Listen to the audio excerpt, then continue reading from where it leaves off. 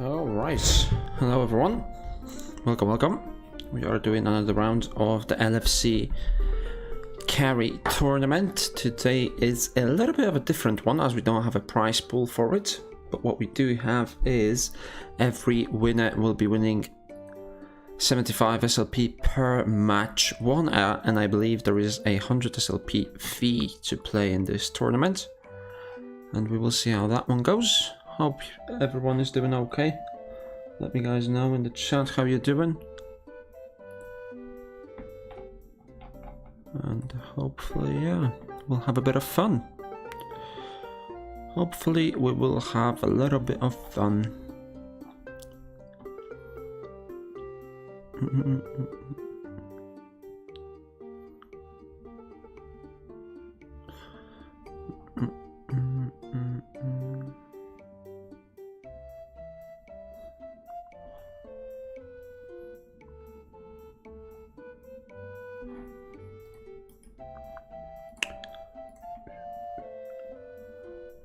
Looks like you're pumping YouTube videos left, right.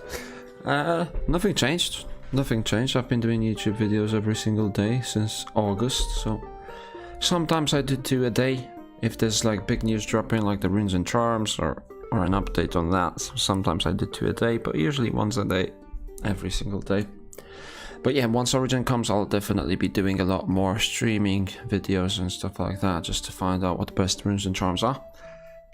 Definitely we'll have something happening there. Adjust date and time.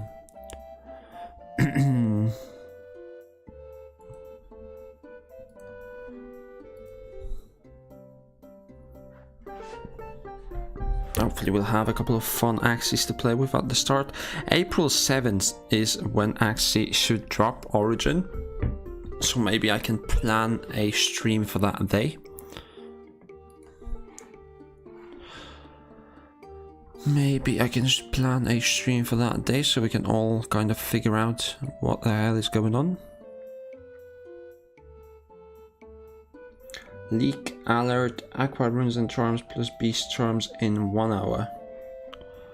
Okay, I'll have a look at that, but I'll probably won't make a video on it. Probably tomorrow is the earliest.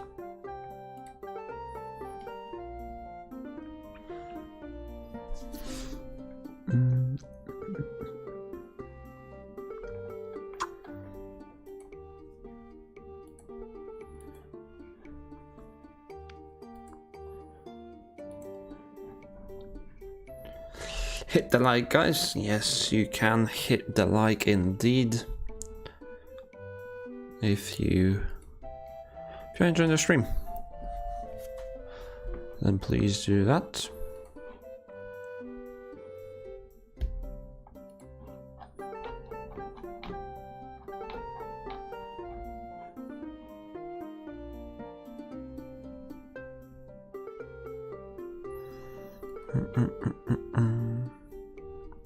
I wonder why Fire build isn't that hyped. Yeah, I'm not sure. I think that runes and charms will have a massive impact on what teams you want to build. Especially teams that heavily dictate certain statistics, such as their Fury. Because if you can get in that Fury stage as quick as you can, obviously you have an advantage. But we'll have to see the full list of runes and charms before we can make any drastic decisions. Do you think Axie speed will matter? No. Nothing will matter. Well, nothing that we know of now will matter, so the statistics.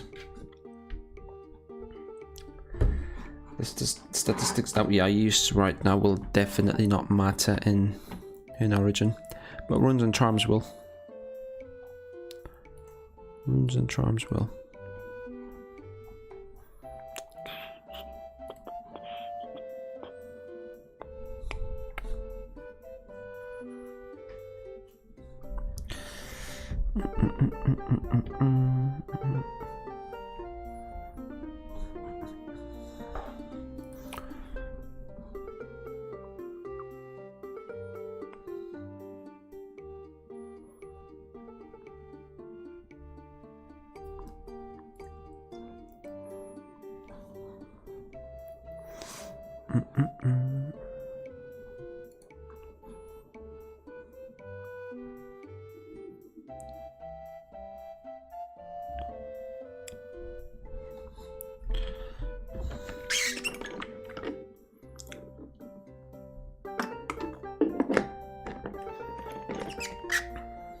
Origin is 10 times better. Where am I from? I'm from Poland. How to participate? The registration is already closed for this tournament. Origin is 10 times better than V2 on paper. Yeah, it should be. It should be in theory. A lot more fun, a lot more creativity. We'll see how that works out in reality though.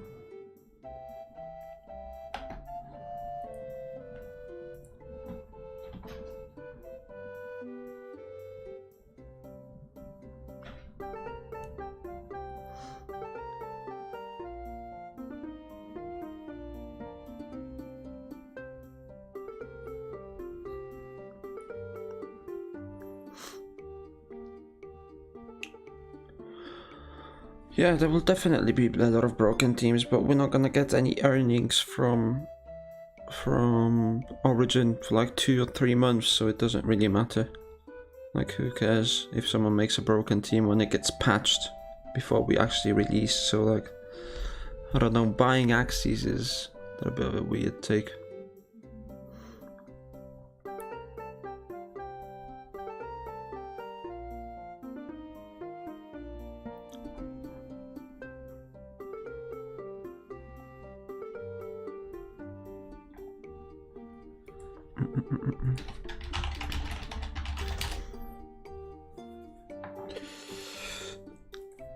Yeah, guys, I know there's a reveal in 1 hour. I know.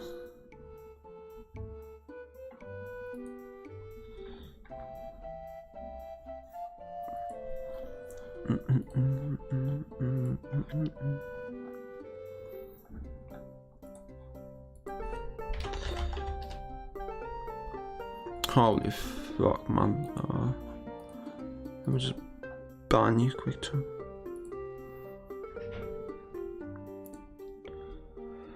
Race, thank you for the follow. We should be getting a game soon. Actually, right now we should be getting a game. Doesn't look like it. Just waiting for the first match to kick off, and then we will be seeing what we can do with that. Didn't know you stream on Twitch? I do. Not often. I'll definitely want to make more of an effort when Origin comes, and I should be doing that with the launch of Origin, so the 7th of April. But yeah, I stream mostly on Twitch, not on YouTube, even though most of my audience is on YouTube. It just doesn't make sense to be streaming on YouTube.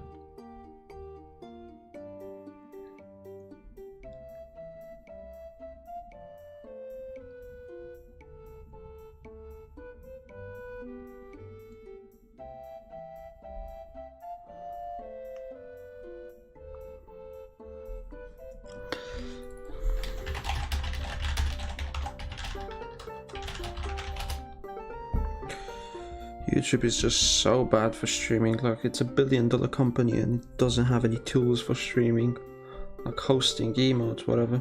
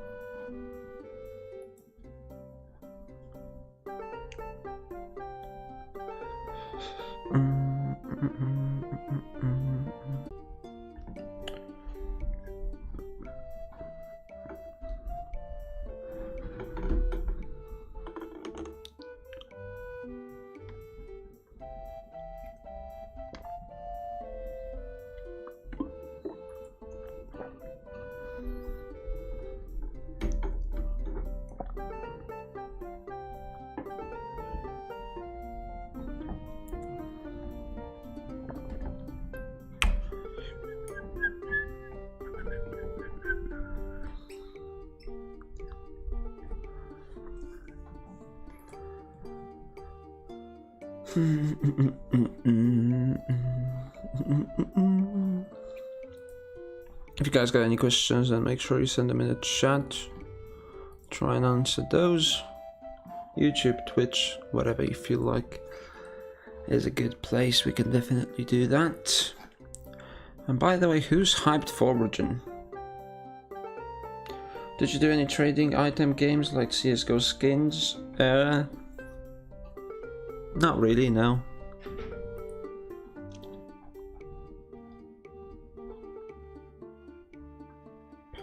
Not really. I think the meme contest for AXIE Infinity is a fun one.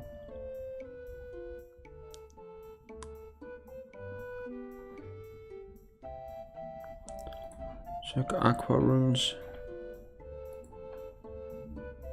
They haven't been launched yet, so how am I supposed to check them?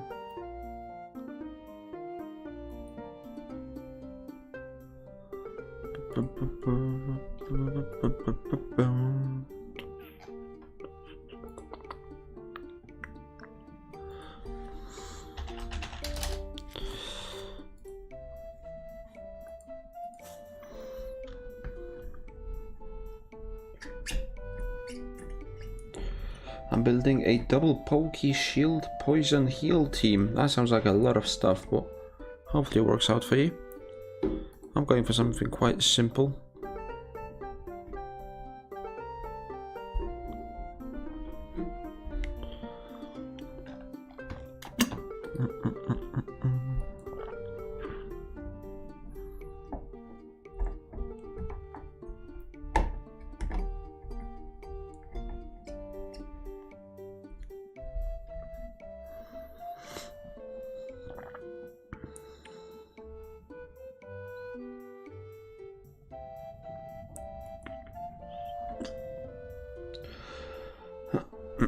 What kind of team am I building? I'm definitely interested in a triple aqua, that's first of all. Second of all, some sort of a summon team. I got one Axie, that looks okay. And then one risky team. I have to think about that one a little bit more, especially utilize Biden's. We'll see. Not making any serious moves so far, because it's like too early to do that, right?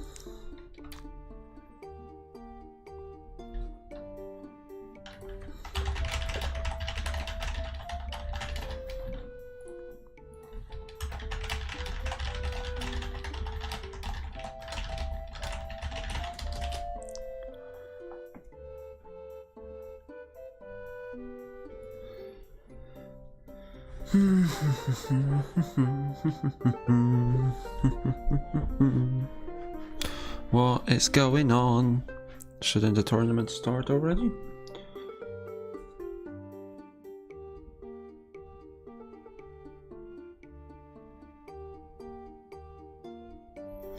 Your thoughts on double pokey in Origin? Let's see what double pokey does, because I kind of can't remember. Pokey. What does pokey do?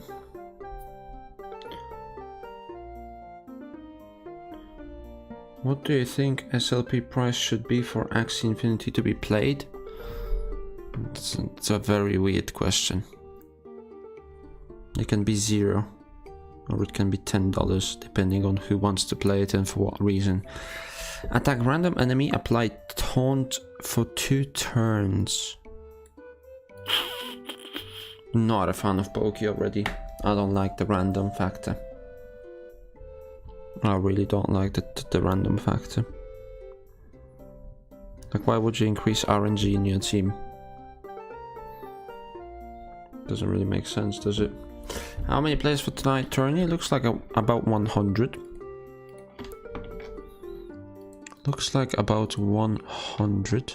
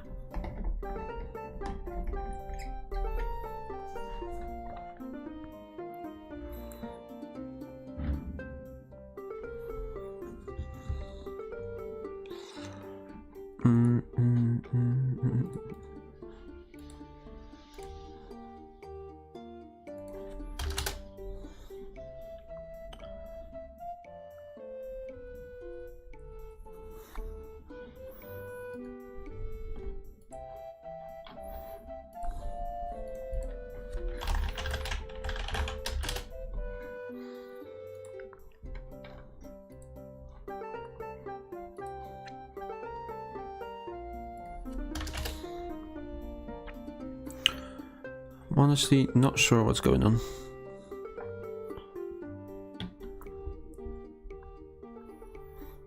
Not sure what's going on. But we might as well enjoy the potential potential leak in a second.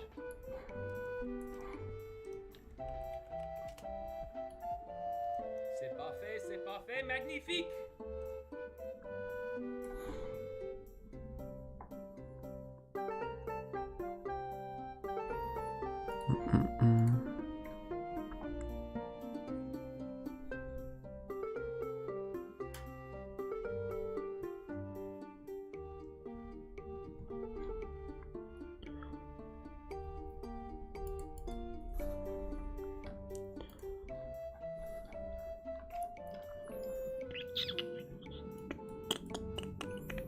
What is the time in Moscow right now? Okay, MSK time. It's 80. They don't adjust for summertime, so I started the stream 1 hour early.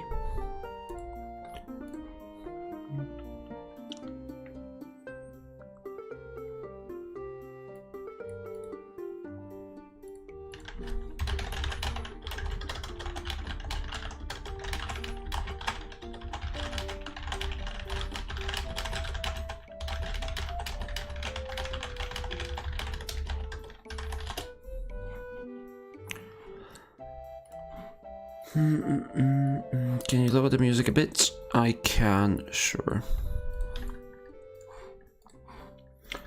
Bug Pokey is out of the meta. If you may use Aqua and sacrifice the Aqua and use Bug for 1v1 in Origin. It all depends on runes and charms, because you can make the Aqua tanky, or you can make the Bugs tanky and effective, or do 100 of other things.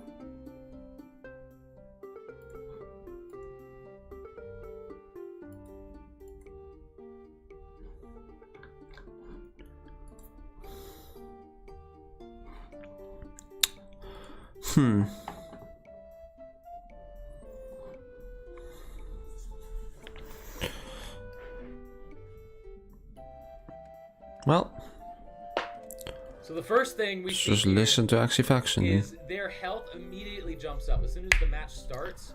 It looks like they get extra health, and it shows what rune they're actually equipping. So Oleg here's got some sort of green rune. That right there, that is the ever so famous Super Rage Beast rune. This is apparently one of the most rare runes in the game. I think some of the Sky Mavis employees have been joking about selling this one for like 420 ETH. It gives you plus. Do you use SLP to buy charms? Apparently, yes. So you can see this looks like the rage counter right here, and as soon as the turn starts, he's gaining +3 rage. This is amazing. Rare, epic, or mystic rune. This one is definitely a mystic rune. Almost. Yeah, good luck getting that rune. Hey man, luck has always served me well in the past. I'm gonna continue to cross my fingers and hope to God. Oh my gosh. Mariagorn! Hello, hello! Actually, he mentioned in previous streams where he lives. Was somebody wondering where I lived? I live in the United States of America. On the East Coast, I'm in Virginia. Alright, so apparently when cards have a blue outline like this, you see right here, these cards, all three of these cards in the middle all have blue outlines. Apparently that is referring to cards that are attached to, or cards that have charms attached to them.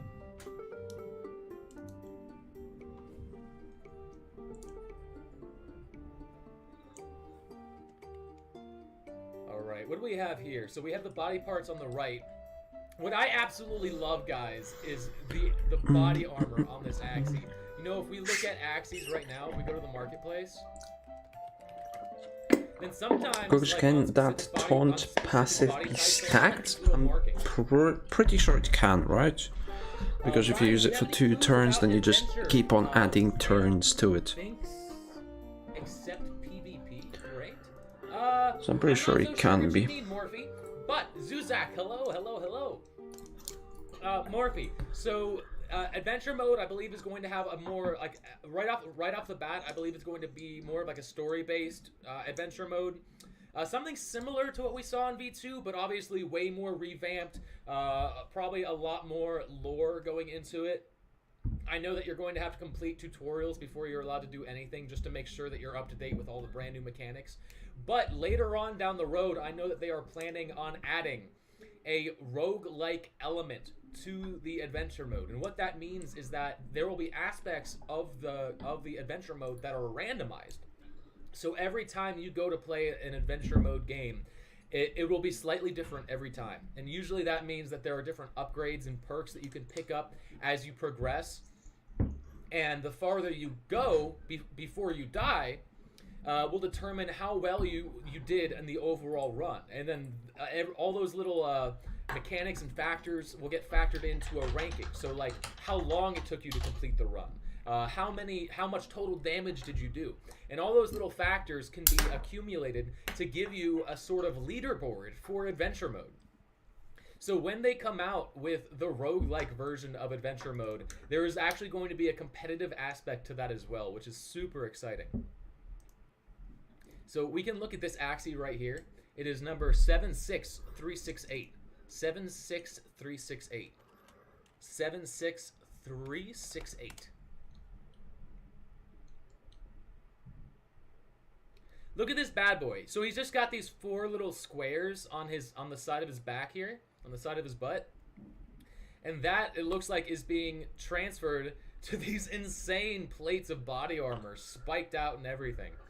I can't wait to see what all the other Axies look like. I mean, like just this one before. Did you eat? Just Nah, not really. Has these like not really. scales. Looks like I messed up the hour, and I think it starts in an hour because Although, looks like in Russia it doesn't change for day savings time. So the hours got kind of mixed up. So we will be starting in about 30-35 minutes. But in the meantime, you can definitely enjoy Axie Faction. Talking about play with them in your imagination, which I really do enjoy. Talking about Origin. Hello, and Jeff Shade, welcome to the stream. This is a Jiho Axie. I will be right back, I think. Yes, maybe not. We got Jiho. I believe Jiho is a Jeff, and then Shade is a Jeff as well. John and Marie, hello. How are you? Oh, I missed some stuff. We're going back. Cosmetics?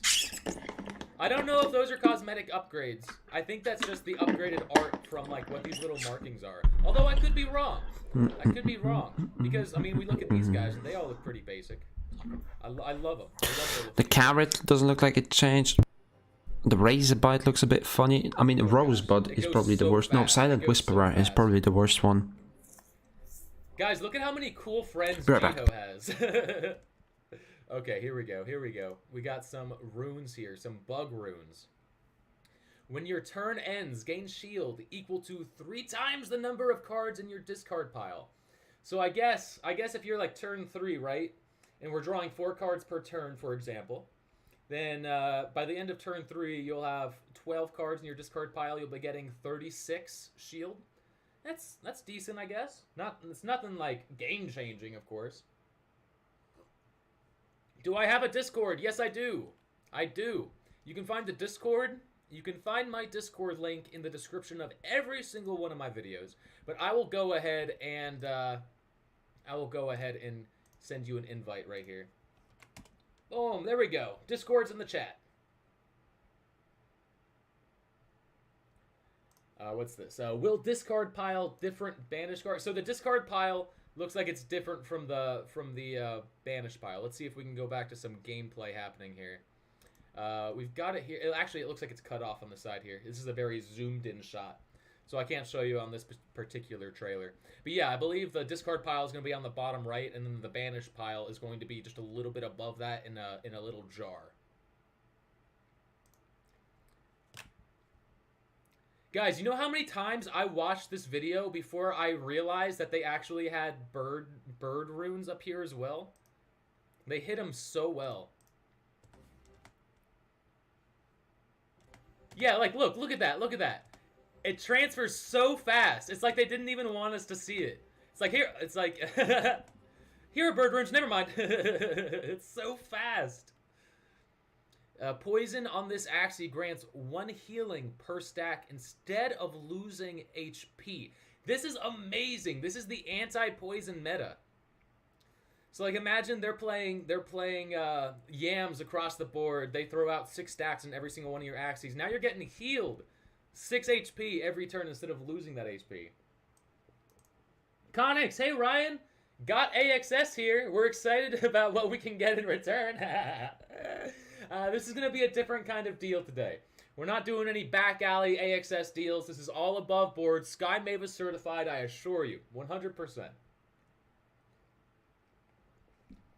Can you stream on YouTube also? I'm not so sure about that, Mackie Boy. I am a Twitch affiliate now, so I'm not so sure what the rules are about cross-platform streaming. I can look into it for the future, but for the time being, Twitch is where I live. Twitch is where I live for the streaming side of things. We still have weekly YouTube videos. Do not worry. All right, so the rare rune. This is Energy Guru. Attack abilities also deal 5 damage per energy cost to all enemies. Interesting. So if you were to have the Energy Guru, let's say, imagine it on like a perch, right? So Perch is a 2-cost card. You're dealing 5 damage per energy cost. So instead of dealing 30 damage, you'd be dealing 40 damage. And you're still hitting 4 times. So that I mean, if this damage buff goes for every single hit, Perch could go to a 40, 80, 120, 160 damage card. If you've got Perch on a bird at least. Thank you everybody for the follows. This is absolutely amazing. There's too many to keep up with you all. No Sky Mavis Police? Good. Yeah, well Sky Mavis Police might be here in the chat. I'm not so sure, but they should not be hindering my ability to leak to you all. Do not worry. What up, Ryan? Do you think the tournament mode will be like? What do you think the tournament mode will be like? I don't know, Mr. Gold. I assume it's going to be just like essentially a waiting room with a list of different tournaments that are currently happening. Probably much smaller tournaments than we've seen in the past. I think that like bigger tournaments might still be held off client, but I think it's going to open up the door for a lot of smaller tournaments to open up for basically anybody to apply and enter into. But I'm not so sure. I haven't really read into that too much. I don't know if there's too many details leaked yet. All right, what else do we have? What else do we have? Epic Rune. I can't see the name of this guy. Oh no, it disappeared already. So deal 20% bonus damage if HP is above 50%. Take 20% less damage if HP is below 50%. This is really interesting. So it's like a sort of assisting with that glass cannon, like super aggro strategy. Like you're dealing a ton of extra damage right off the bat, 20% bonus damage.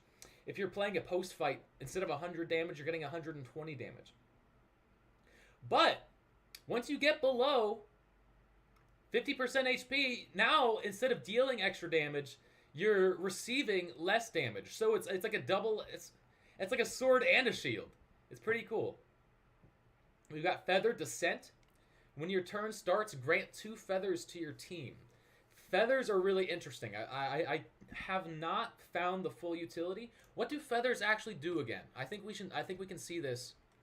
What does anyone know? Does anyone remember what card contains the feather? You think there was an evolution card? Check 47. Feather Fan. Let's check out Feather Fan.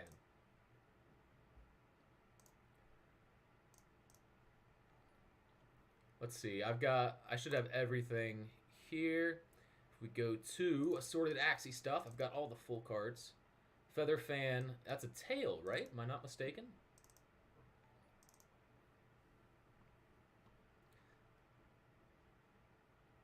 One hit per enemy. Okay, yeah, let's check this out on the marketplace. Because then I can hover over the word.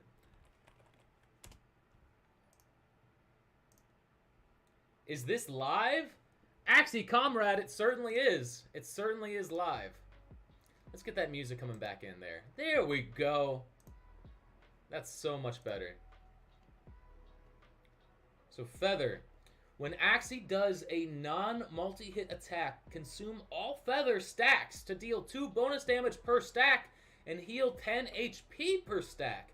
That's amazing. So that's definitely going to help with the whole glass cannon scenario. Max 10 stacks. So you get 10 feathers. Now you're dealing 20 extra damage and healing 20. But you're consuming all the feathers, so it's not like... I mean, you're going to have to be placing feathers 24/7 to really get like maximum value. Thank you, everybody, for the follows. This is absolutely amazing. Thank you guys so much. We're going to go ahead to go to Twitter. We're going to make a little announcement. Warning everybody that we only have 30 minutes left. Actually, we just got a whole bunch of announcements. Oh, there is Gio. Tune into Ryan Meditate's stream in 30 hour to watch him officially reveal the Aqua Runes and Charms. I think he meant 30 minutes. 30 hour. That's funny. Nope. I need to get Axie Faction again. Got it in the Discord here. Let's see. Where am I? Announcements. Here we go.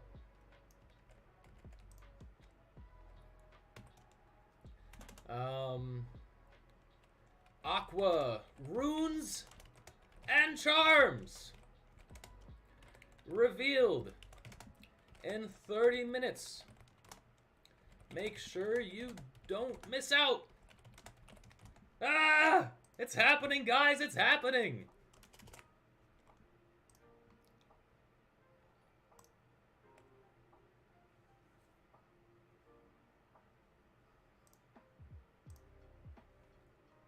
All right, so you said 47. 47 seconds in, there's potentially part upgrade cards here. Uh-oh. Sky Mavis Police is here. Guys, better be careful what you say. You could get in a lot of trouble right now. Sky Mavis Police is in the chat. They will knock down your door and find those leaks if you've got any...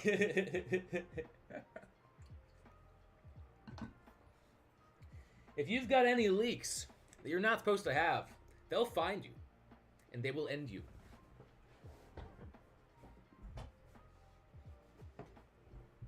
There we go. There we go.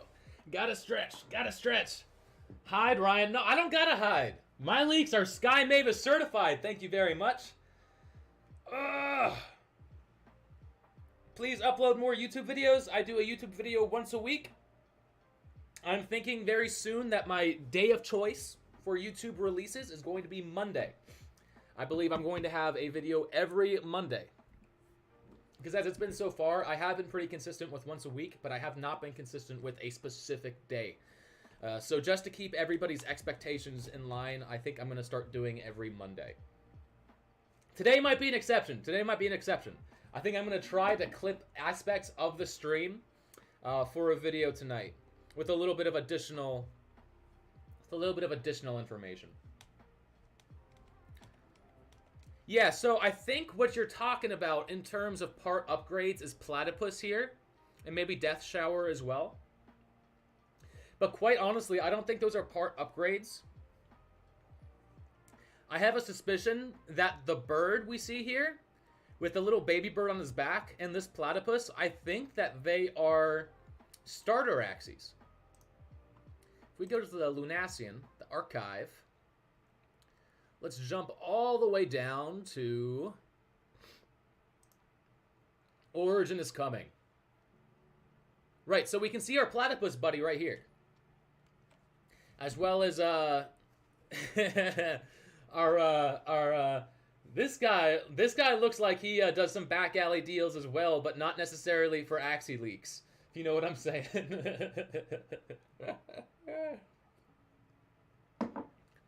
Platypus is the new secret class. I don't think so. I have a suspicion that he's a bug.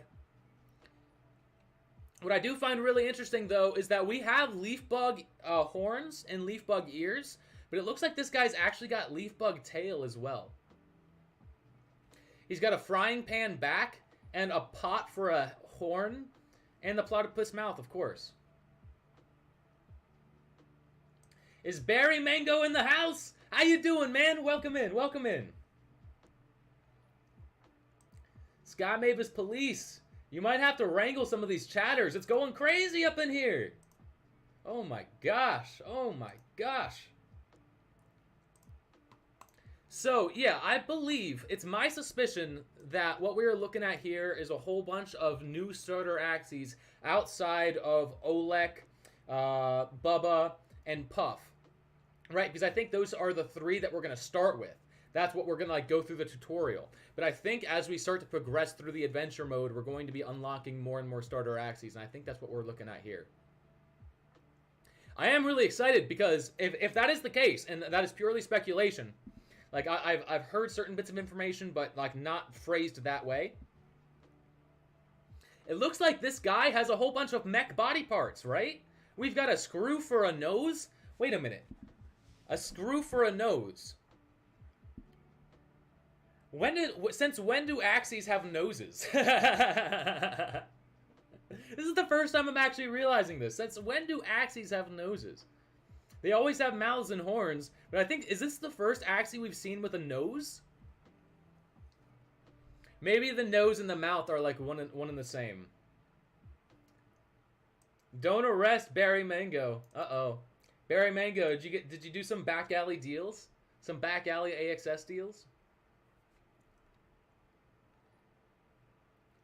So then we got our back alley something else dealer over here. Let's see, he's got horns, back, mouth, eyes, ears. And he's got shrimp. See, I think every part on this Axie is completely unique other than shrimp. And this guy, I don't think any of these body parts make sense. What do these look like? Wind sails on his back? Guys, we've got 20 minutes. 20 minutes. 20 minutes. 20 minutes. We've got to hold on just a little bit longer. Let's get back to the gameplay trailer.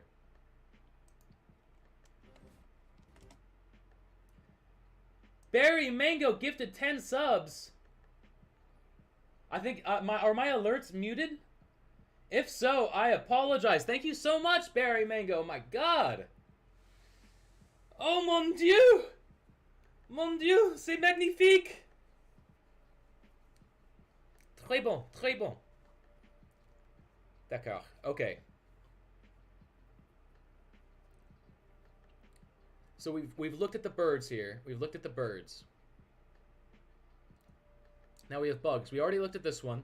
We get extra shield at the end of our turn. We have this one over here. When your turn starts, steal 50% shield from an enemy that has highest shield. Very interesting. Very interesting. So this one right here is a perfect combination with Might Bite. So we know, oh wait, is it, no, not Might Bite, Square Teeth, right? Yes. Some exclusive emotes to Ryan's stream, yeah, we got a couple of them. We got Bubba, we've got, what else do we got? We got Bubba, we got Puff, we got Olek. We got, that's a lot of damage. It's Anemone and a couple faces. Boom. Oh dang, World Baku's even got the GIF. That's awesome. That's awesome. So Square Teeth right here, if initial, deal bonus damage equal to current shield. Now, initial means you have to play this card first. It needs to be the first card you play this turn in order to get this bonus effect. So the question that's been plaguing us so much is, how do we get shield on our Axie if we don't play cards to get that shield? And that's caused a lot of speculation, like, oh, maybe shield is retained over turns. We know that when we got Leaf Bug was like a dead ringer, right? Because Leaf Bug gives you shield just by draw. Oh my god, this guy! I saw this Axie on the marketplace not too long ago for just a couple hundred dollars, and either the guy realized what he had and was like, "Oh no, it's worth way more than this," or somebody bought it and is trying to flip it now. That's crazy. So yeah. Square Teeth will deal bonus damage equal to the current amount of shield. So until now, Leaf Bug has been the only card that we knew had synergy there. But when we take this rune into account, when your turn starts, steal 50% shield from an enemy that has the highest shield. So imagine they're playing Taunt, right? Imagine they're playing Ant, right? So 40 shield and some Taunt, and then they'll probably throw another shield card on there, something like Pumpkin, Bone Sail, just a little bit of shield. Oh my gosh! I don't even know what that was. That was the craziest sound I've ever heard. Ah, Berry Mango subs actually just now showed up. It just took a while. It's the the alert box is very far behind. That's hilarious. No, so yeah, imagine they're playing Ant and like a Bone Sail or a Pumpkin. That's going to be 100 shield. You're stealing 50%. Hello, boys. Then again, you will broadcast the tournament later. I will indeed. We should be broadcasting a tournament about 15 to 20 minutes.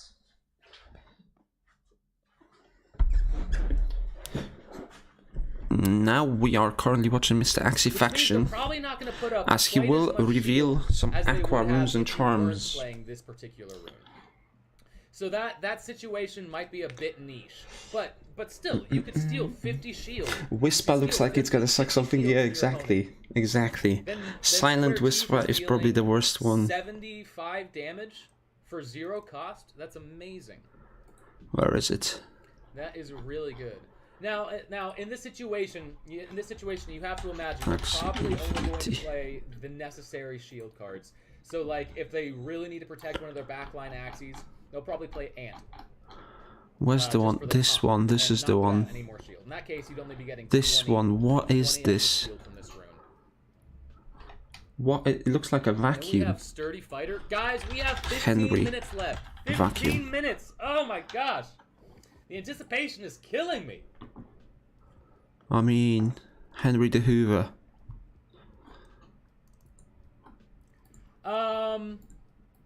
It's not like one-to-one representation. I'm pretty sure I did. Or is it just me? Disable links. Is that not the case? Yo, Cass Carras, thank you for the Prime, man. That's awesome. I do not have the almost 1,000 people on Axie Faction stream. Well done.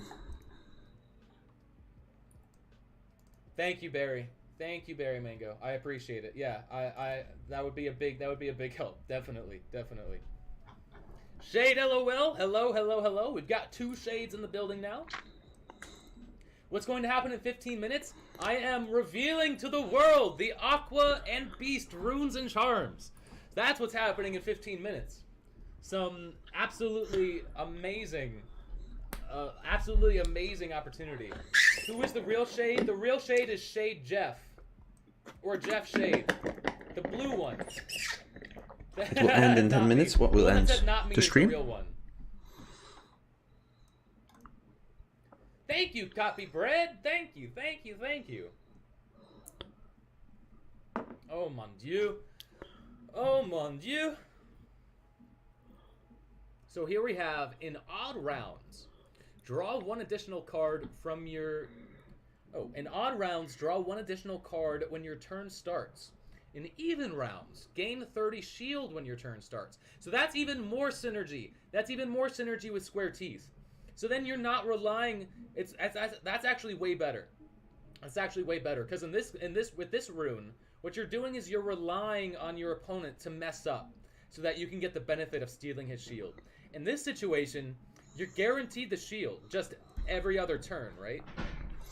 Cannot gain shield to take 25% less damage. It says rounds. Not so sure that is good on a beast. Like your specific turns. Otherwise, it wouldn't make sense. Yeah, if it was referring to turns, like, because technically, if you're starting on an odd turn, if you're starting turn 1, every turn of yours is going to be odd. So I think rounds is referring to your own particular turns. Yeah. Thank you, Jeff. Thank you, Shade.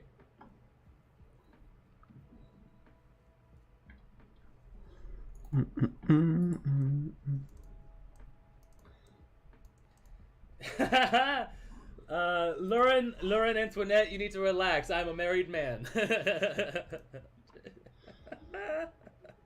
Mon Dieu. Oh my gosh.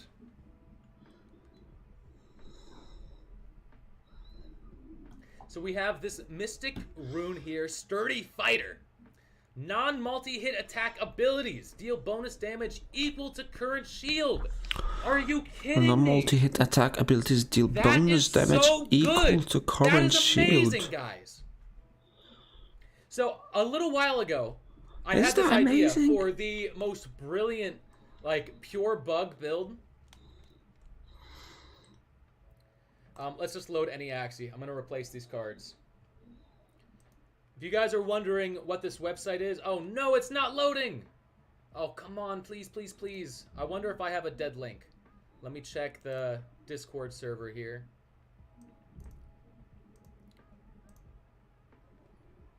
There we go. It seems to be working here. Oh. There we go.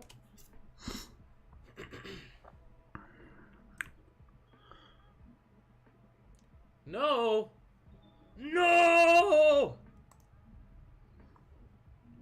But essentially, right? So it's double leaf bug, right?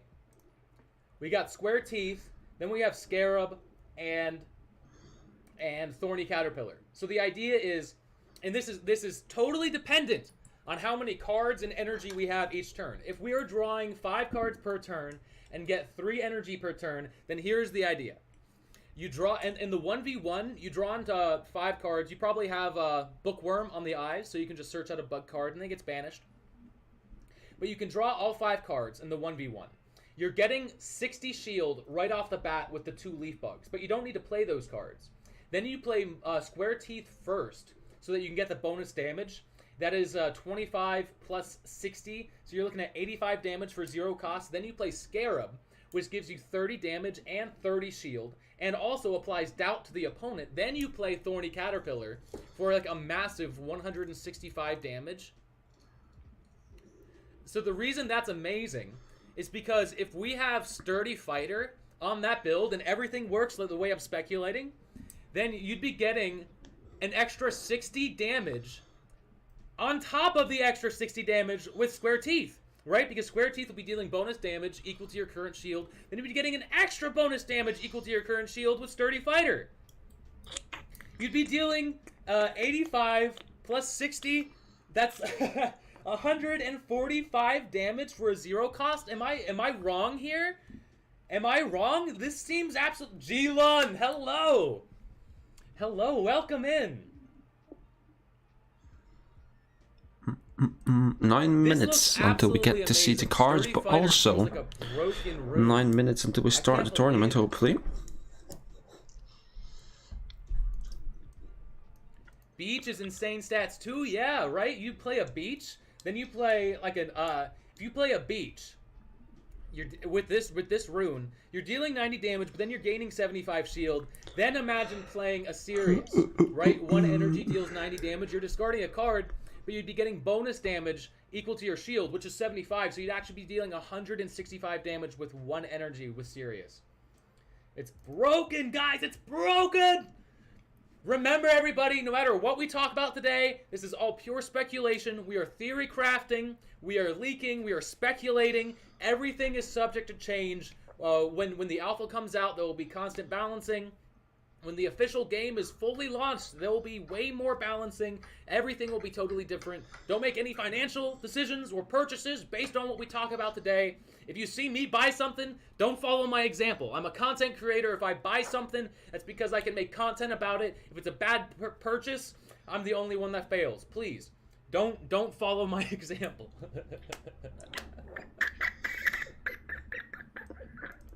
This is the way. This is the way. What's my opinion on Rage? At first, I was not huge on Rage because I thought, you know, like, you're not getting any value out of it. Swirl. Until you get to that Fury mode. But when they release the actual details about it, you're getting those damage boosts with every single Rage, with every single Rage stack. Which means I feel like Rage is just all around Swirl. Hello, Nightwish. How you doing? Tiny Fan with just Looks like they don't exist so far. Like yeah, there's none of them that exist like that. So I can't really check this one. Rage beasts are not bred. Right? Why would you go for the Sleepless? Let's see. Shuffle beast, 1 days. I'm not a big fan of Shiva Shuffle 1 Void. because the effect is so dependent on how Shuffle 1 days. Okay, I see what you're going for. 50% HP in order to get the effect of so maybe you can go for what a. I like more is Little Branch as a 2-cost. For a Hotbot. As a 2-cost Rage card. The reason why you don't want both Hotbot. is just because having 2-cost cards on a single Axie. You shuffle 3 burns, you shuffle 1 void, you shuffle 1 days. Depending on how you build your team, it's not necessarily a, like if you have a lot of energy gain. Shuffle 1 days. Your energy ratio for cards is fairly normal. I'm not sure what the terminology is there. But yeah, if you're playing could be interesting to see, like stuffing their discard pile with cards. But as a general rule, I like for the moment I'm trying to stick away from 2-cost cards in a single Axie. Poison meta is real. I mean, it has to be real, right? They nerfed Yam. They wouldn't have nerfed Yam if it wasn't already broken. Yeah, so with Little Branch, you want to incorporate that Zoo strat. Gain 1 rage per living ally. It's going to be really interesting to see how this plays out because, I mean, imagine you've got that Fury, Why is there a banned Axie? Rune. I can't remember what it's called. I don't know. This actually got banned and won't participate in any game activity. It must have been banned like 130 days ago. You've got Endless Anger. You play. Otherwise, yeah, Little you see the full team being banned. And something else, right? Let's imagine. What gives you 2? What gives you 2 rage? Is it confident? Big hello from Brazil. You have fans here. Oh, thank you so much. Are these the match fixes? No, this must have been a while back. Because you see that there's only 865 days left over, so it must have been 134 days that passed already. And Little Branch and Endless Anger, you can get Fury mode turn 1. And when you enter into Fury mode, you're going to be dealing double damage. Double damage. And you get 1 energy back in return. So if you still have cards, you'll be getting an energy back. And you can use it, imagine you use it on, I'm not sure what the best Fury Mode Beast is gonna be. I really don't know. I really don't know. I mean, you're gonna want it. You're gonna want it with something with high damage, right? Because you're dealing double damage. So, like Little Branch, for example, deal 260. 5 minutes, guys. We've got 4 minutes left on the clock. 4 minutes. 4 minutes, guys. Oh my God. All right.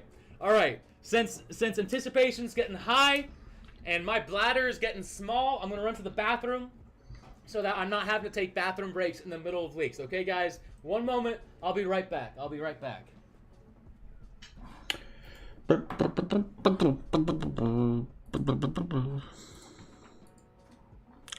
The big reveal in 4 minutes. 4 minutes.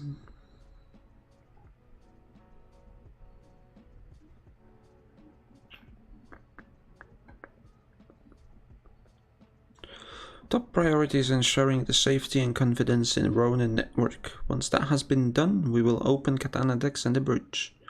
Appreciate your patience while we execute on an internal recovery plan.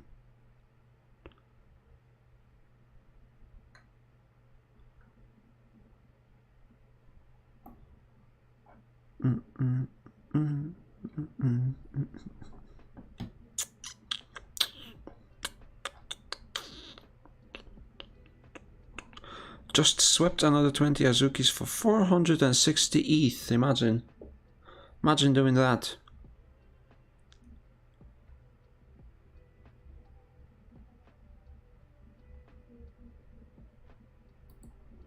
Imagine doing that.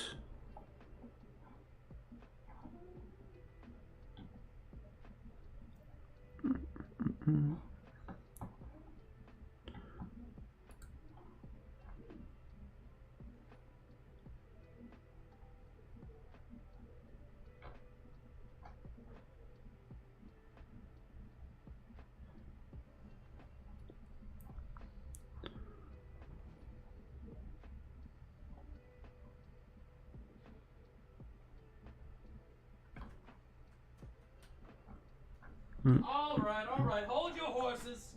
Hold your horses. I'm back. I didn't go anywhere. I can't see this profile picture. Hold your horses. Okay. Do I own one? No. Gosh. Way beyond my budget. We are back. We're at 1,247 viewers. This is crazy. My gosh. Excuse me. Did you wash your hands? Yeah. Can't you see? Can't you see the little water droplets on there? No, I didn't.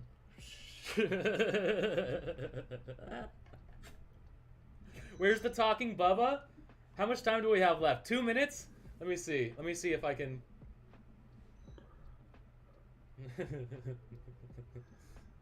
Hey, guys. Hey, guys. I have to get a little closer to the screen, huh? Hey, guys. You excited for the Aqua Runes and Charms? I know I'm excited, but you know what I'm more excited for are the Beast Runes and Charms. They're my favorite. I don't care for Runes and Charms. All I want to do is watch Reflectile get hit by a beast going full damage mode. True excitement, if you ask me. But Runes and Charms are going to be the new meta, and if you don't pay attention to the Runes and Charms, you'll get left behind in the dust, and you won't know what's going on anymore. Yeah! It's really important that you pay attention to all this stuff because it's really going to affect how the game plays and all the combos you can put together.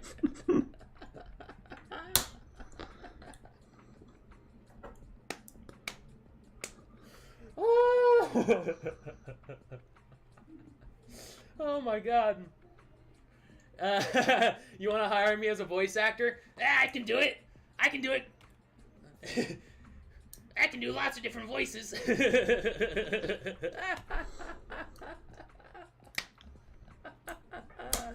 Oh mon dieu. Gifted 50 subs. Oh my God, Barry Mango with the gifted subs. Let's go. Thank you so much, my man. Jesus. That's amazing. That's amazing. Let's go. Let's go. How much time? Guys, it is 12 o'clock. It is 12 o'clock. Do you know what this means? Do you know what this means? We can finally look. We can finally take a look. All right, guys. All right. Back to the. Whew, I'm gonna relax. I'm gonna pass out right now. Jesus. Wowee. All right. So the good stuff.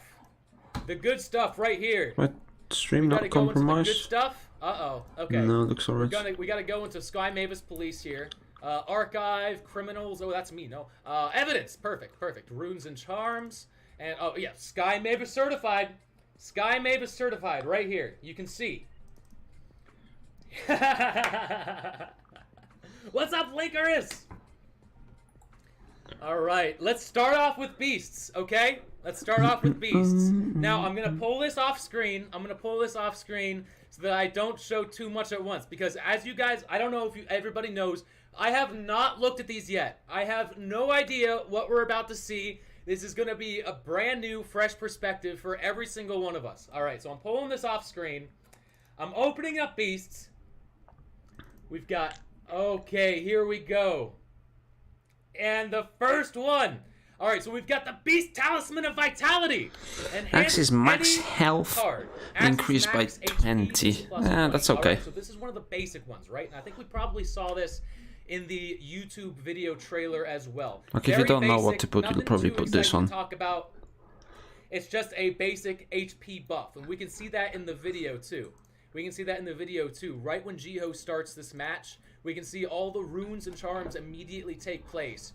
Right here, you see the HP jumped from 320 to 510, and that is due to all of these runes and charms. All right, so let's continue.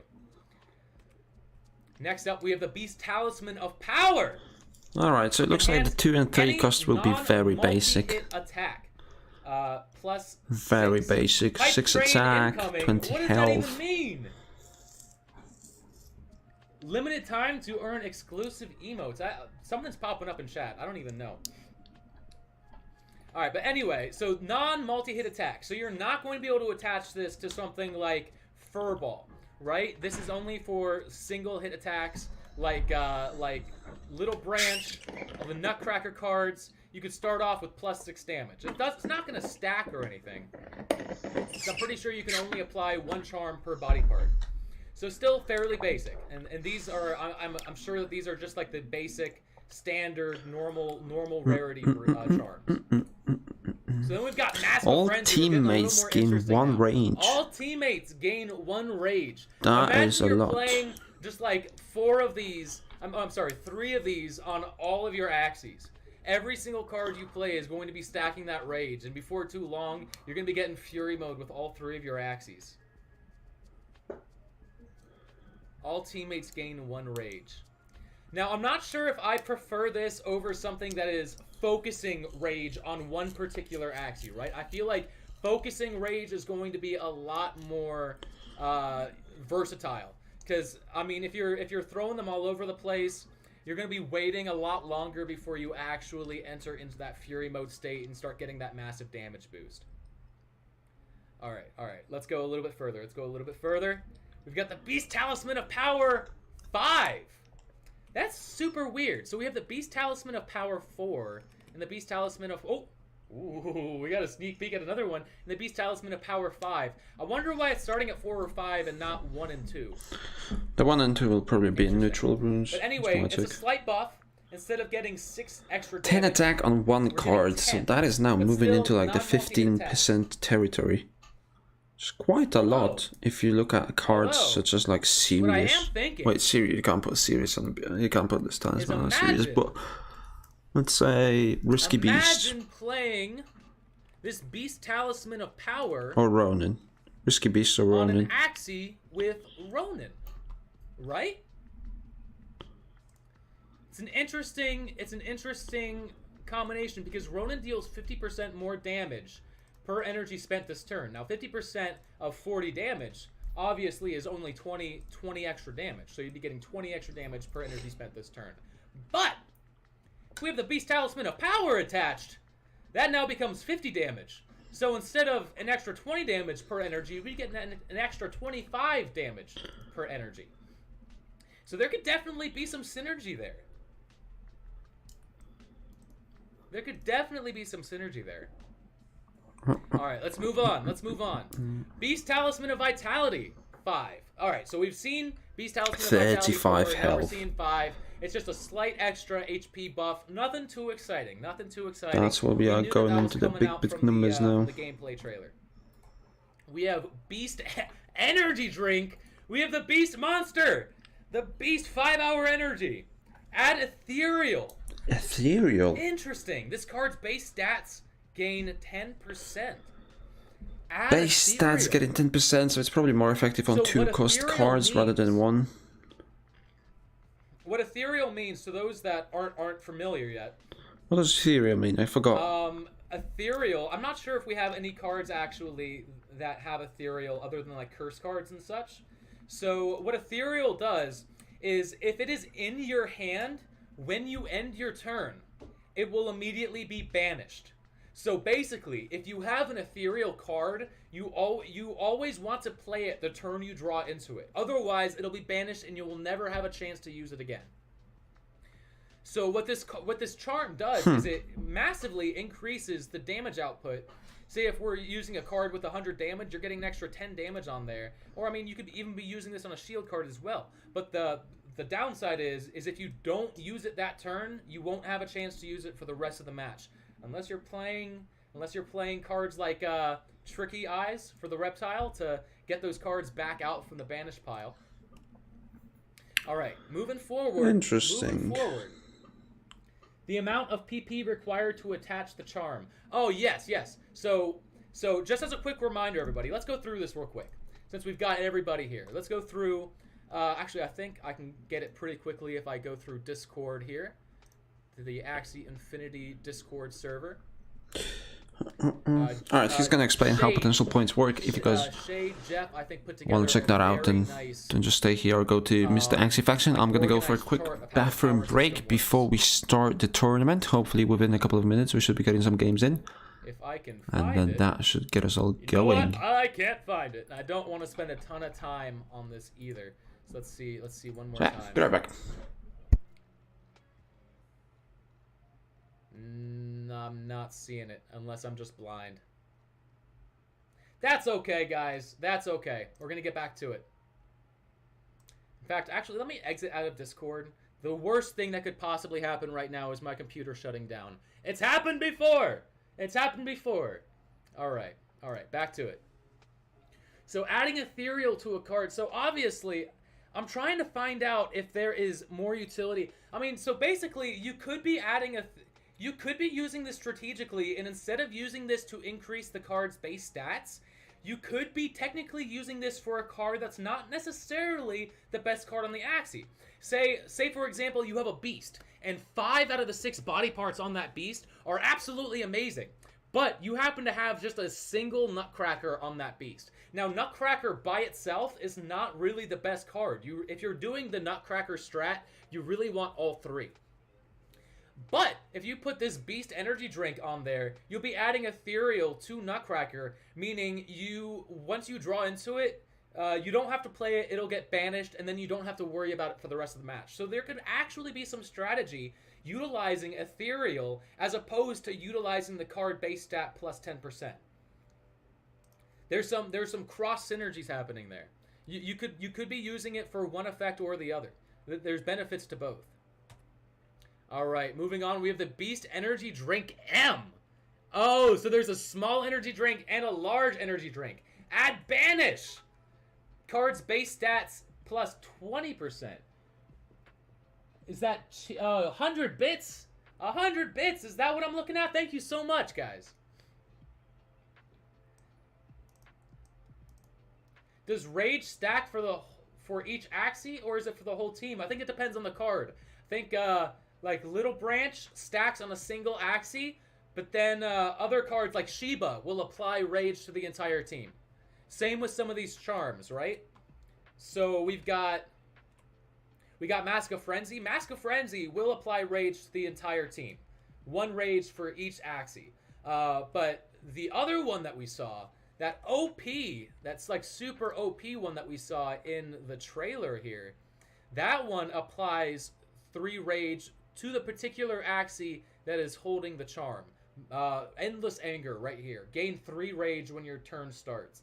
Absolutely broken right here. I cannot wait to get my hands on one of these. Oh my gosh, guys. Thank you everybody for the follows. It's absolutely amazing.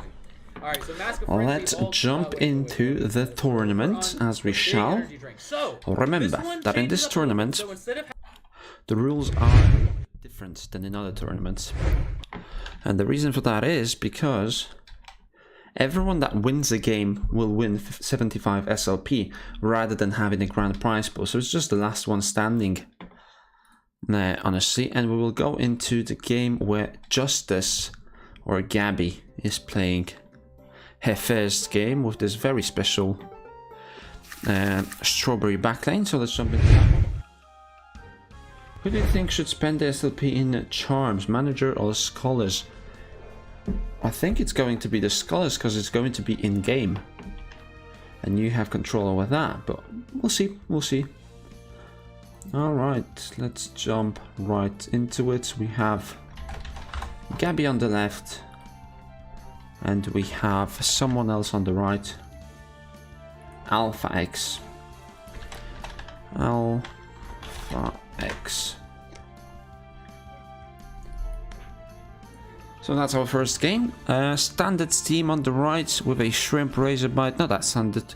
The Shrimp is a little bit different, and the Cattail and the Beast also quite weird. But a Strawberry plant at the back.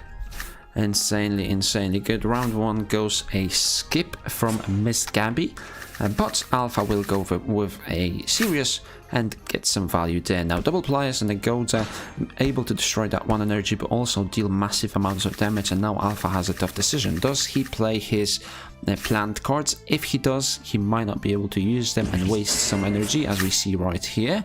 And then Gabby plays plenty of damage on the back, but also, I mean, just enough damage on the back to kill this plant, but also get plenty of cards from the Cattail, right? Kind of lucky from the Ronin Beast to get as much crit so that he is not starving for any energy, but the Shrimp Aqua will still struggle to kill this plant, especially once Gabby starts throwing some Goddess out there so that the energy actually gets destroyed. Double Razorbyte, double Shuriken will do the job, but now the plant going for the Goda, going for the Strawberry, so wasting 2 energy completely, which might make it difficult to win right now, as Alpha can go for plenty of damage from the Beast. You can see double crit, not crit Ronin, crit Imp to finish off the job. And it looks like Gabby did miscalculate the potential damage coming in from Alpha, and she's going to lose the first game.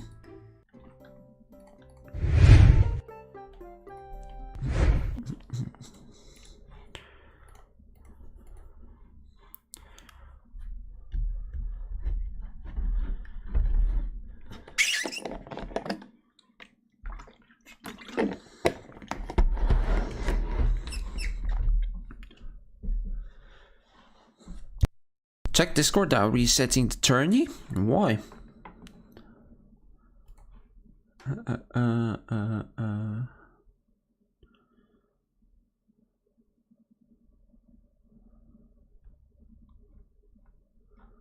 Wait, what?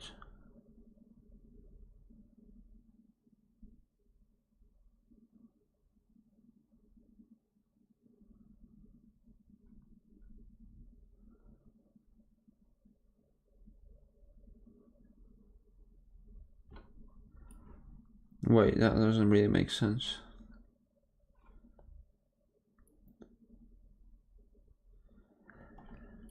Gabby and the signature Strawberry, yeah, it's now a duo that is here to stay.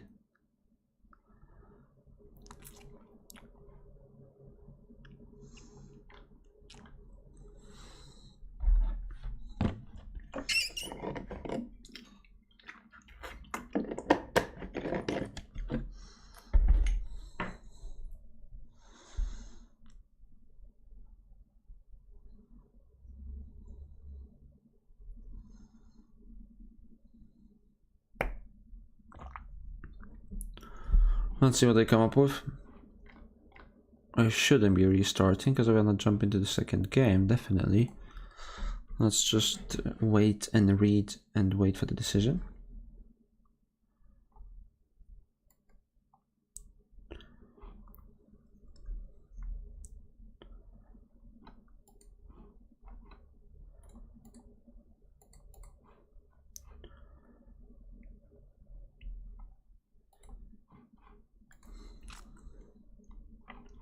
In the meantime, let's see what Mr. Axie Faction is doing on the cards.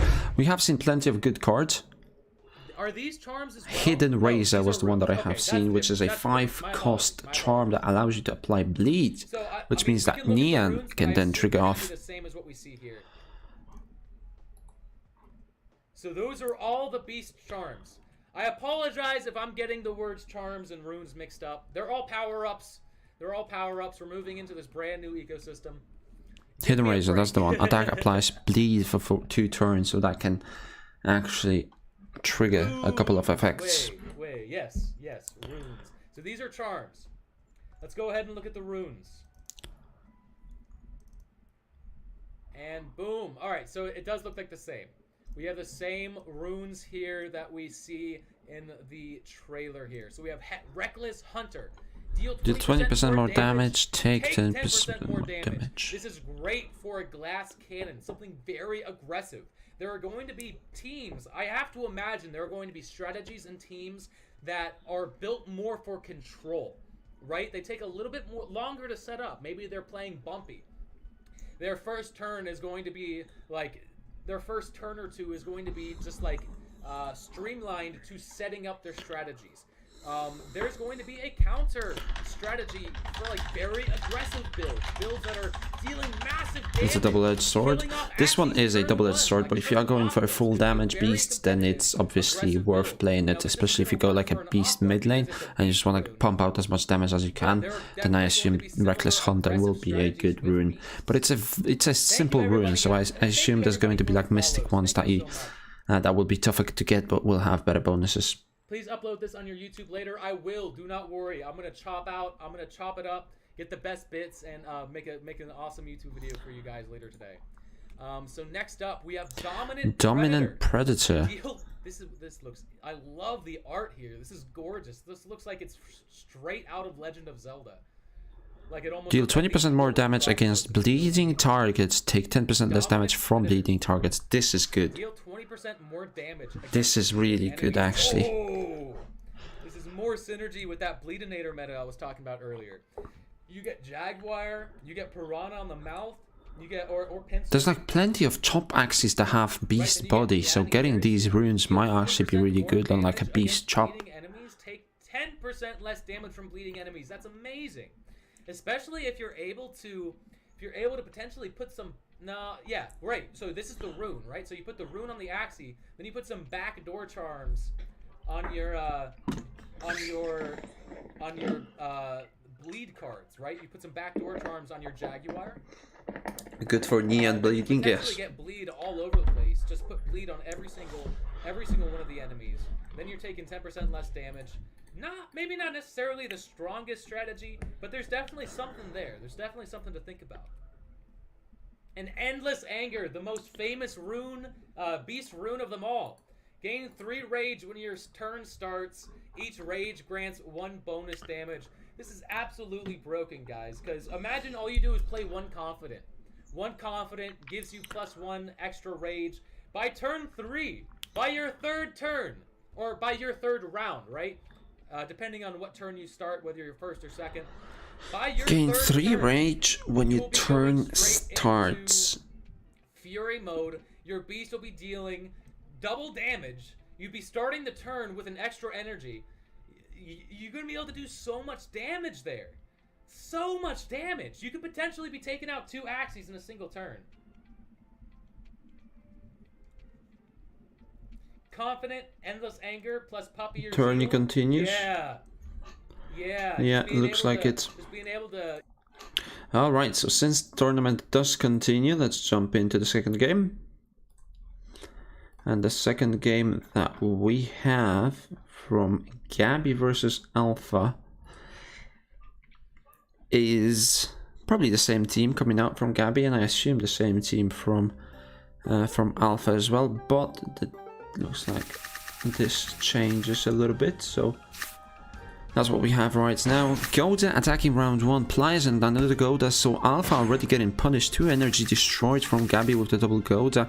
Now Alpha has to reply with some sort of damage. He's again gonna go for the Cactus and the Hotbot from the front lane plan, and it will get a value this time as it's left on 42 health, but it is 42 health versus 303 health, so let's see who comes out on top from this exchange. Double Not Crack, 37 health left on the plant of Gabby, and she's gonna go for a Sandal from the back, but also the Cattail Sandal from the front lane, and dealing some damage there. Now it's 2 energy versus 2 energy. Alpha decides to go for the Cattail Ronin combo just to finish off this plant, and now the beast has to be sacrificed because it simply will die to the mid lane Aqua of Gabby. So that once the beast dies and Gabby has the plant alive on the back lane, all that Alpha can really do is try and be a little bit tricky, try and attack this back lane plant, but the unfortunate thing is Alpha never has enough energy to actually finish either Axie off, so that's very difficult to do, and he's simply going to die to the attack from Gabby's Aqua. And now we have 1-1, making it a little bit more exciting.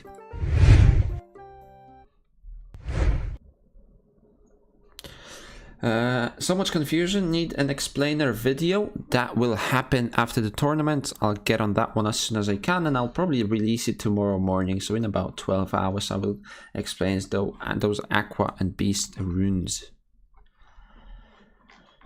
So let's jump into the third game between Gabby and Mr. Alpha. It's currently 1-1 in the series. And final game, we have Gabby on the left, we have Alpha on the right, and it looks like it's an all-out brawl round number 1. Beast doing quite a lot of damage from Alpha, getting 1 energy back, but that energy will be destroyed from the Goda of Gabby, dealing 96 damage and then slapping with Cattail as well, and it's pretty much equal at this point. 1 Not Crack dealing 132, but then the reply from Goda Sandal, both plants very low, but Alpha will come out on top as he manages to kill the front lane plant of Gabby using the Cactus with increased damage. So currently the plant can be sacrificed, and the beast can save up some energy, but you see the double Cottontail value coming in from the back lane. That allows Gabby to have enough energy to try and kill this beast in just one strike, right? But that doesn't do it. The beast is left with 1 last stand bar, and it absolutely doesn't matter because there's no way that a Shrimp Aqua can beat this Strawberry plant. We see double Goda coming through at the perfect moment. Alpha can never save up any energy, and the Razorbyte doesn't heal him. If he had Mosquito, maybe he can try and play for a draw, but with Razorbyte there's absolutely no way that Alpha can win this match. We can just see Godas coming through, we can start seeing Strawberries, and whenever Alpha tries to save, the double Goda just comes through, absolutely destroys his energy and his soul as well. Double Shuriken coming through, and even if it critted twice, it wouldn't matter. We see Sandal, the double Goda, and another Sandal taking Alpha down, and Gabby wins the first game.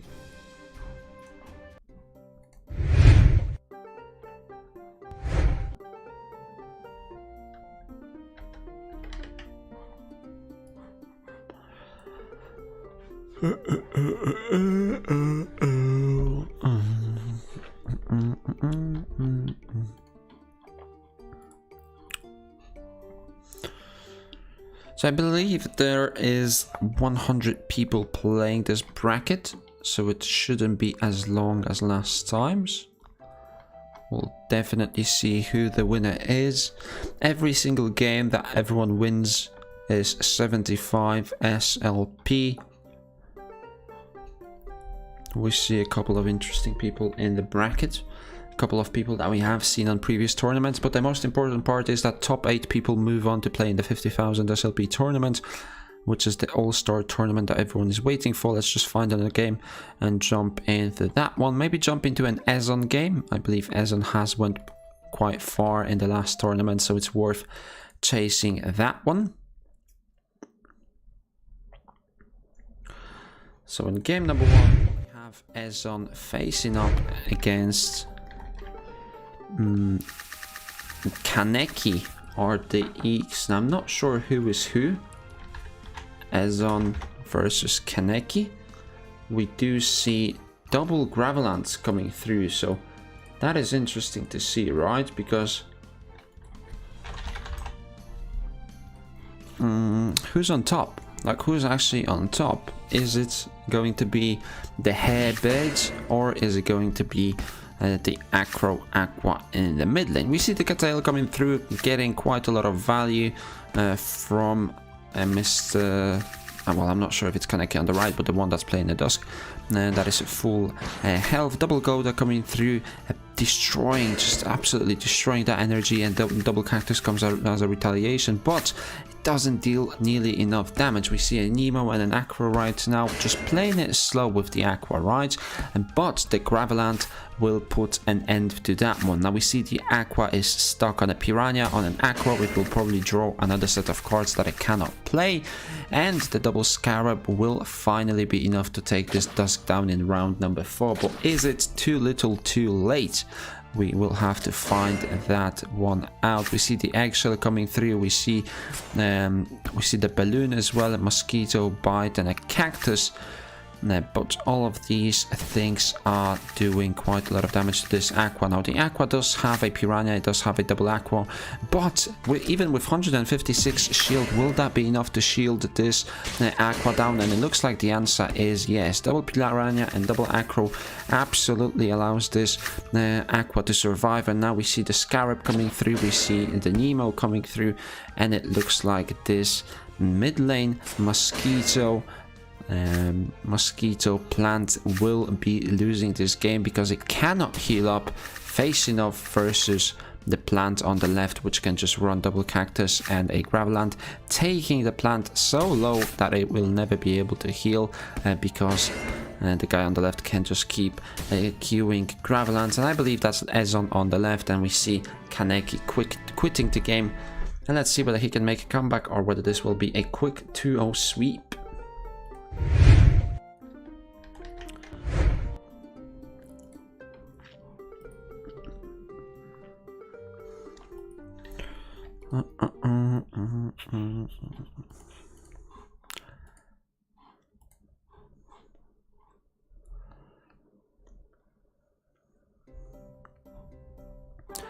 So jumping into game number 2, looks like has decided to change his team and he went for a mech, and Ezon has replied with a Cuckoo Aqua at the back. Now the Cuckoo Aqua will be doing quite a lot of damage, especially that he can speed himself up with the Koi versus the Bird. So it looks like this is a heavily favored matchup for the double Aqua player, which is Ezon. Now we see the Hail coming through in the Eggshell, and that will take quite a lot of pressure off the Dusk on the front lane. The Dusk can still keep on playing a couple of cards.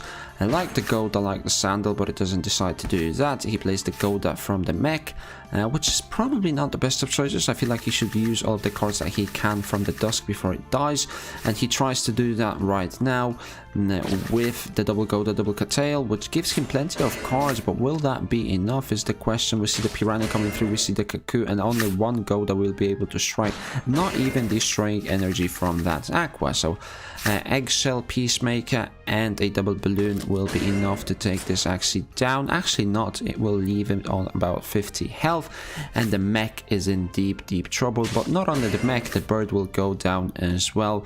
Double Hero coming through, enough to take the Aqua down, and now it's a battle of an Aqua versus a mech. And let me tell you guys, the mech is not favored in this one. We see double Cuckoo coming through with the double Koi. Playing it the other way around makes a lot more sense, but it doesn't really matter. The Aqua will win this matchup no matter what, and that is what is going to happen. So Ezon taking quite an easy 2-0 over Kaneki. Kaneki did his best, but Ezon read him like a book, changing his team to a double aqua. Is this Origin? No, no, Origin is not out yet.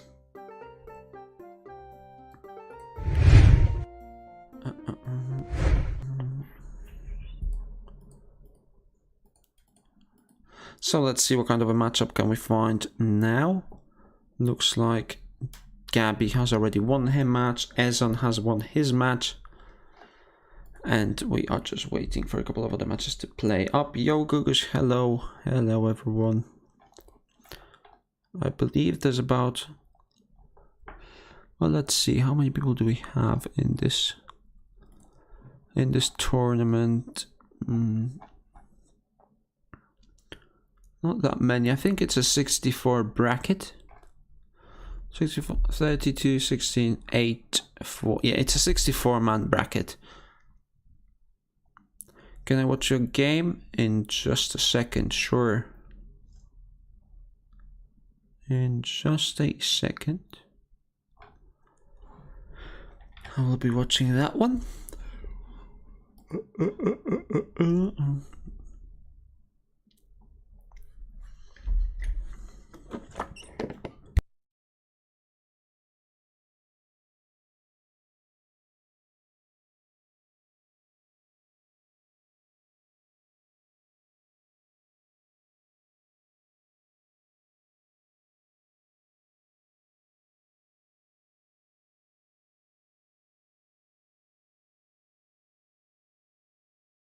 Let's find the game of Whom.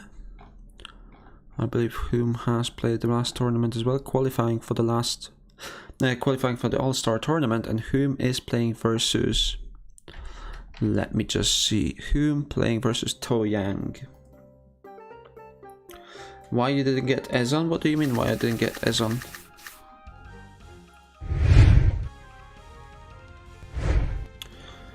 Whom playing versus To Yang. I'm not sure who's where, so we'll just commentate it as it is. Whom versus To Yang, and I believe my face is in the way,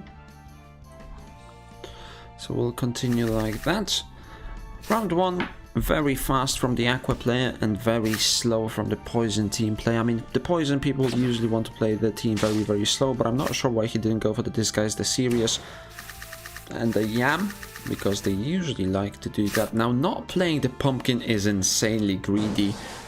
Definitely a mistake to not play that Pumpkin. I mean, even with the Pumpkin it would have been a little bit difficult, but without the Pumpkin it's a sure death. So very greedy from the Poison player, not really calculating the outputs that his opponent, the output damage that his opponent can do. We see another Spiky Wing coming through with the Acro Piranha attack, and one more Piranha and Dual Blade will do it. So that mid lane Dusk is no more, and the Poison at the back not really doing that much. I mean, we see quite a lot of damage coming through, but that Aqua at the back was dead anyway, and it used up pretty much all of his cards, so it doesn't really matter if that Aqua dies. It's just going to be a quick win for the Aqua player, which is Whom. And I feel like the Poison player just didn't appreciate how much damage his opponent can do. He didn't really anticipate. Twin Tail dealing 60 damage seems like quite a lot, but on a Dusk it doesn't deal that much damage. We see Timber coming through and the Dual Blade to take this Dusk down. And let's jump into game number 2 to see whether To Yang can make the comeback. Are you going to continue playing Axie when Origin comes out? I'll definitely start playing more than I'm playing right now.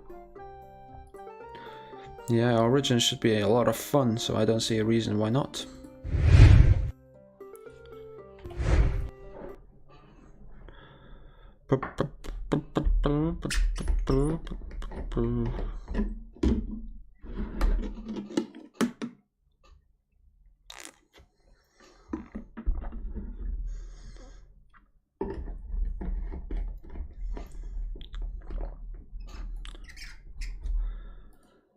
Do you think we will get our funds in liquidity pool back? Should be, yes. I think that's the only way to save the face in this scenario. We got another game going. It's Whom versus To Yang yet again. Whom is 1-0 up, and again round 1 going very aggressive. Oranda, Koi and the dual blades to kick this round off, but let's see whether the poison player can reply back. And the same mistake yet again. Yam, serious disguise, not really appreciating how much a triple aqua can do to this front lane plant. And even with the crit on Cerastes, this will not do that much. We see Spiky Wing coming through right now. With double Piranha in the mid lane, not really enough damage to try and kill this mid lane Dusk, but definitely enough to hurt it quite a bit. 119, maybe it's enough?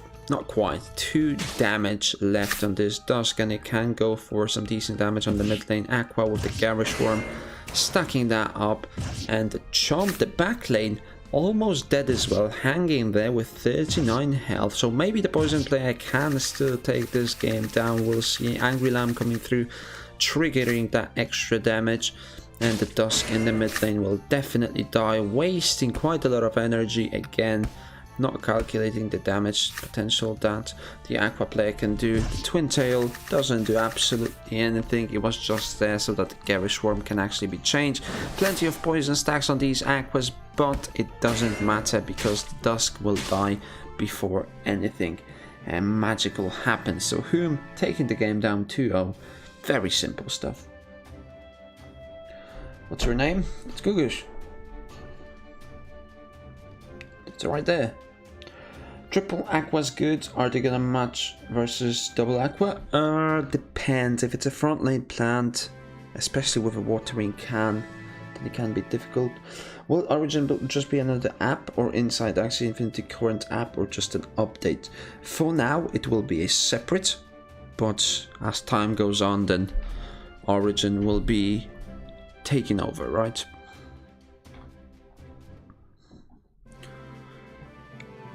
Jan Sindex, thank you for the follow for another match.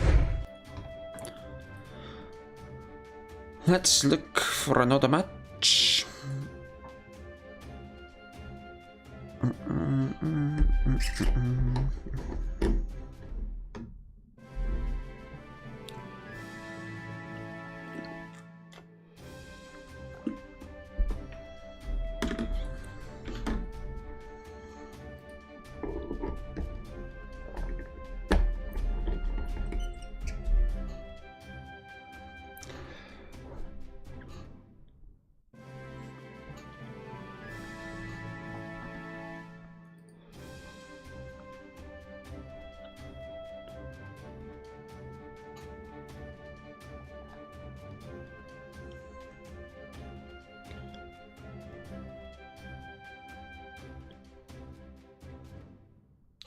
Which class-specific Runestorm's league are you looking forward to the most?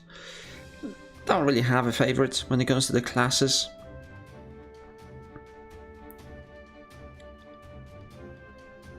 Don't really have a favorite.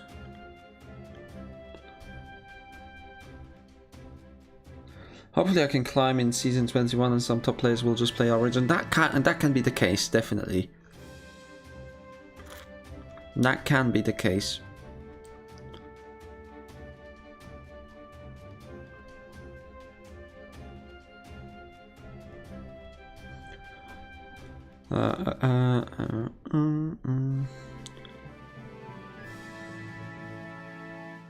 On the future Season 21 of rank 1, sorry. Alazul, alright, defending his title from the last season in Season 21. I mean, from the last tournament in Season 21. We'll see whether that happens. I mean, so far we haven't really seen anything pointing towards Season 21. I wonder how much they will actually balance. They're probably focused on a lot of other things right now, so maybe Season 21 will just be a reflection of Season 20 with slight changes. Alright, looks like we got another game going. This time it's going to be Ollie versus Pikachu.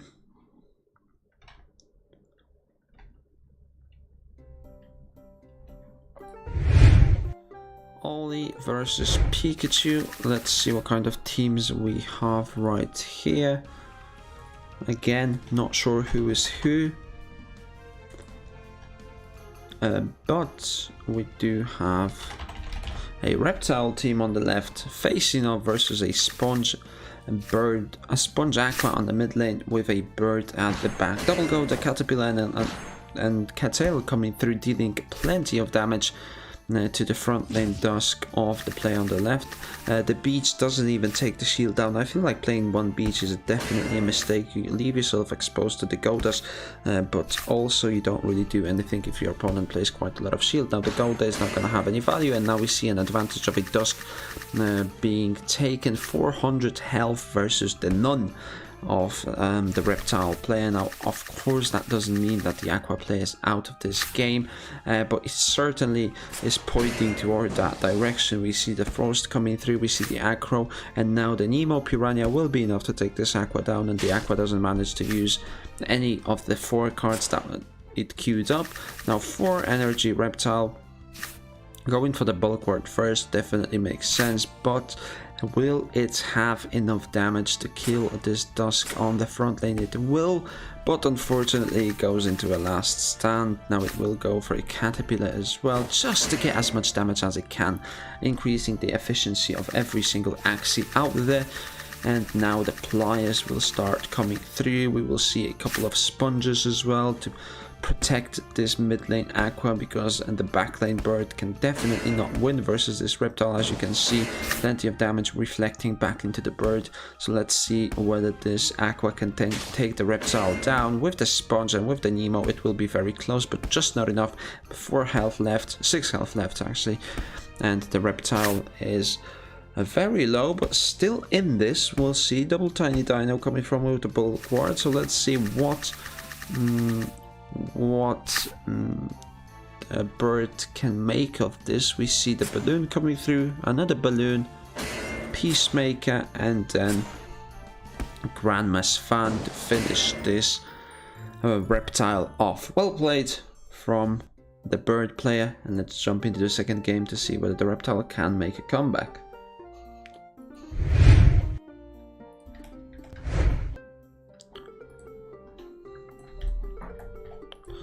The guy on the left, on the right, is playing your OG bird, the acro bird. Is that what you came up with? Nice, you should have kept it in your collection. Alright, I feel like the double cuckoo, is that an answer? Is this an answer? We will have to see and find out. The dusk on the right going for full out damage. We see the sandal, we see the caterpillar going through one of the first breeds in season 20. Nice.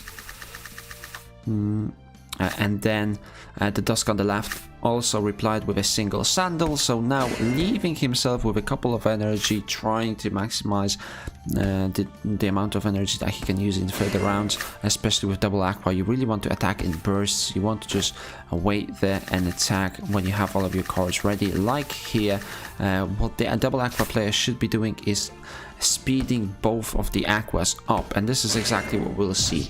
Acro, Risky Beast, and then a Koi, Blue Moon, and that will be enough to take the front lane dusk down, but also remain speedy on both of the aquas. Now the player on the right decides to skip. Not sure this is the best play. I feel like double sponge and a piranha could have been a good play, or even a single sponge and a double piranha I think like would have been enough to save this mid lane aqua from dying, but maybe he has some sort of a grand plan that I'm not understanding. Double Grandma's Fan acro and a balloon, just enough to take this aqua down. Remember that it cannot enter last stand when it's frozen, but it can definitely try and do absolutely nothing when it's chilled, not frozen. And now we see another acro coming through, and this bird is surprisingly good. This bird is surprisingly good, but unfortunately not good enough. If it had double acro in the previous round, it potentially could have done something, but that was not meant to be the case, and it's currently 1-1 between Ollie and Pikachu. You're not playing? I'm not, I'm casting.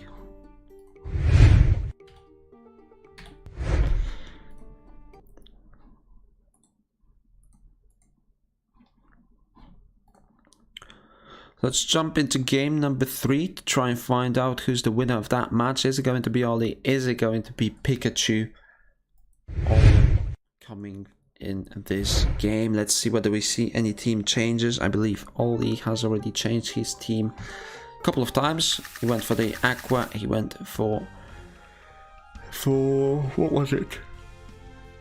For the double Aqua and the Reptile first game. So now it is all even, it's 1-1. We see another team change, we see the backdoor mech, but we also see the Watermelon Aqua. We'll see whether that's a good choice with the Koi. I wonder if Watermelon is actually better than Shrimp.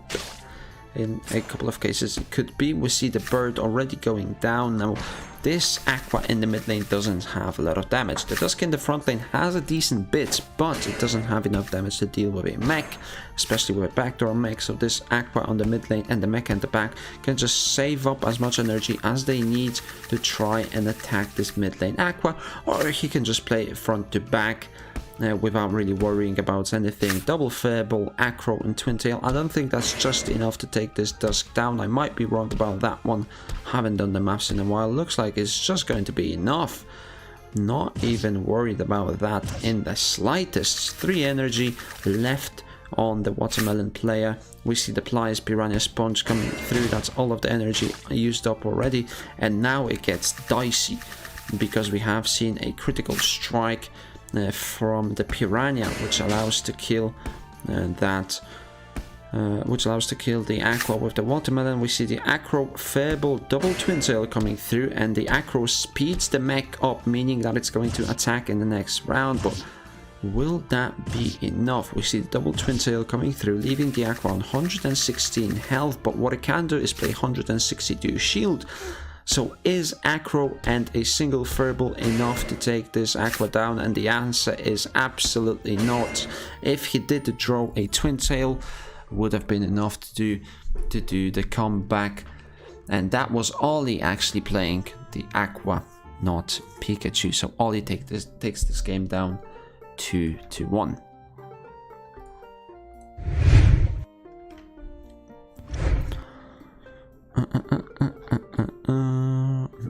Let's just have a quick look at the bracket. Lucky crit? Yeah, definitely. It did help, right? It definitely did help in that match.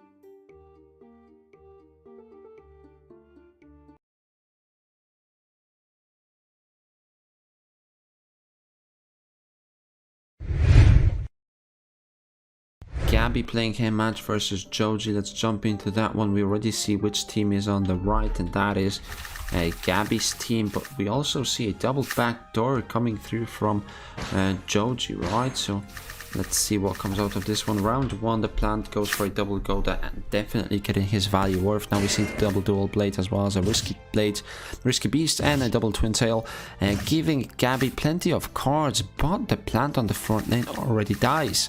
So let's see what she can make out of this one. Going for the Shrimp around the Piranha Blue Moon combo will be enough to take the mech down. Blue Moon not even needed because the Piranha will just crit. And now we see the Piranha as well as the Oranda coming from Joji as a response. And with the Herbivore and Beach, it will just be enough to kill the mid lane Aqua. And now let's see whether this OP Strawberry backlane is good enough to take the Aqua as well as the plant 1v2. I think it can, especially with the energy advantage that it has. With the Cottontail as well as the healing from the Strawberry, we just see queuing up the same stuff, just the Sandal, just the Goda, waiting for all of the cards to come so that she can start playing whatever she needs to take this game down. Double Goda and Cottontail, just starving the opponent from energy but feeding him cards at the same time. So I feel like Gabby is just playing this slow and playing it so that it goes into a Blood Moon Curse, but starving the opponent from energy, knowing that he cannot save up. She just treated him with repeated Gugus, knowing that he will not be able to save and he won't go for the saving play. Now we see double Gugus coming through again, as well as a strawberry, so it's an interesting take on how she wants to win this game. We see the herbivore, we see the beach.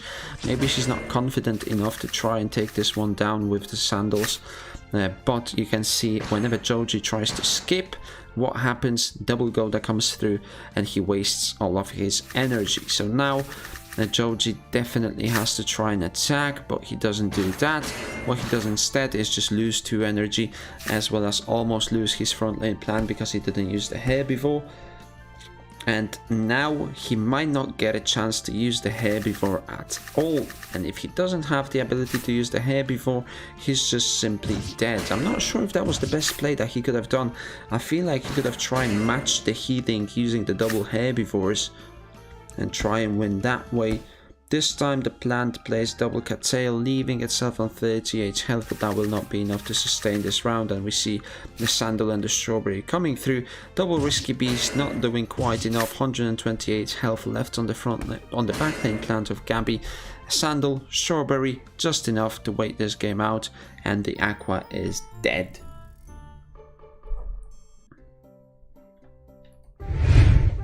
Never mind, it's a win. It's a win. It's a win. The double go, that's just too good. Let's see whether Joji can make a comeback or whether Gabby will take this game 2-0 yet again. Will Gabby change her team, or will Joji change his team? It looks like we are having a change from the side of Gabby. Gabby decided to scrap the strawberry plant, which gave her a win, and she decides to go for the double aqua. Round 1 we are going full out offensive. Gabby saving up energy, actually getting more energy from the Nemos, whereas Joji is going for an attack with the double dual blade, as well as double risky beast and single dual blade. Putting the plant of Gabby in an uncomfortable position, which is the last stand, but knowing that that Joji will not waste any energy trying to clear this last stand, she can actually get some value from playing cards on that front lane plant, putting the plant of Joji down to just 200 health, and with the help of a couple of cards from the aquas, that plant is finally dead. Now Kaku will take care of the last stand, and let's see whether the piranha, double piranha and the koi is enough to take this aqua down with the double attack bust, but it's just not enough. Now we see the risky beast, Oranda and piranha coming through as a retaliation with 13 health on the mid lane of Gabby. Not going to help. Single blue moon. I feel like she could have played the Kaku as well, but maybe she doesn't want to increase the chances of drawing a Kaku, which is a smart play. So now she can go for a full out attack with the Kois, with the blue moon, and take this mech down, making it a 2-0 win over Joji.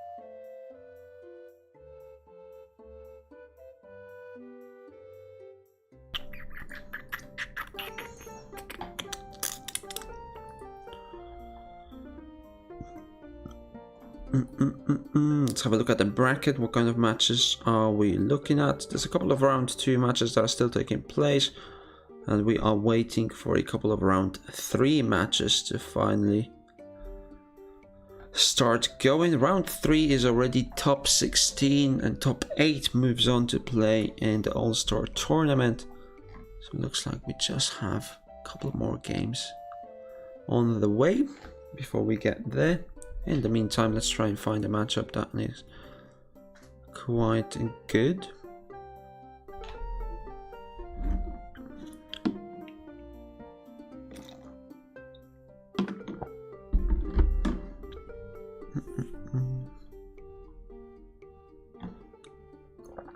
that Ryan is rounding up the stream. Oh, missed my capitalization there. These new strategies.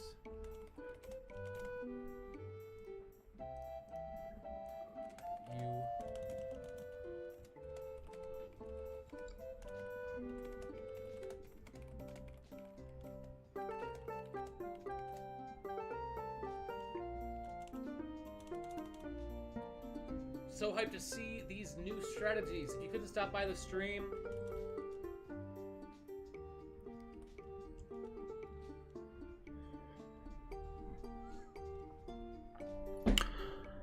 Alright, I think we got a game going. And it's JNV versus Steven. Let's try and jump into that one. I think Steven played last time, not sure. Not quite sure if Steven was the one that played, but we'll see. We'll see. I'm not sure who is who. Not sure who is who. But it is Steven versus JNV. Now, looking at the amount of sandals that the Aqua player has, it might be JNV.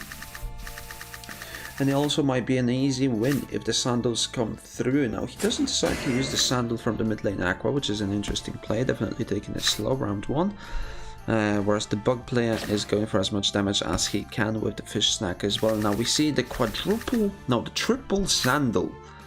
Triple sandal is definitely enough to take this bug down.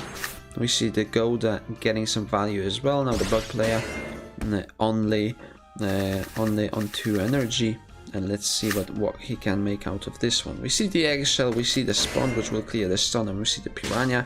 Now the bug is in a difficult position because he's going to attack the backlane Aqua, right? Now the backlane Aqua did play a sponge, therefore it's not exposed to any sort of damage, especially if JNV knows exactly that the bug player only has 2 energy. So that's exactly what happens.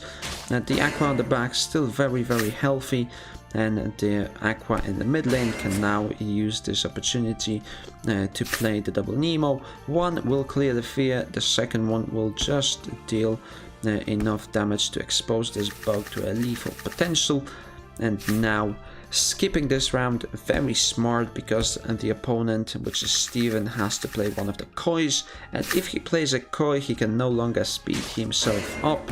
So we see a full out attack from JNV with a piranha, double koi and an egg to take this game down. So JNV is currently 1-0 up.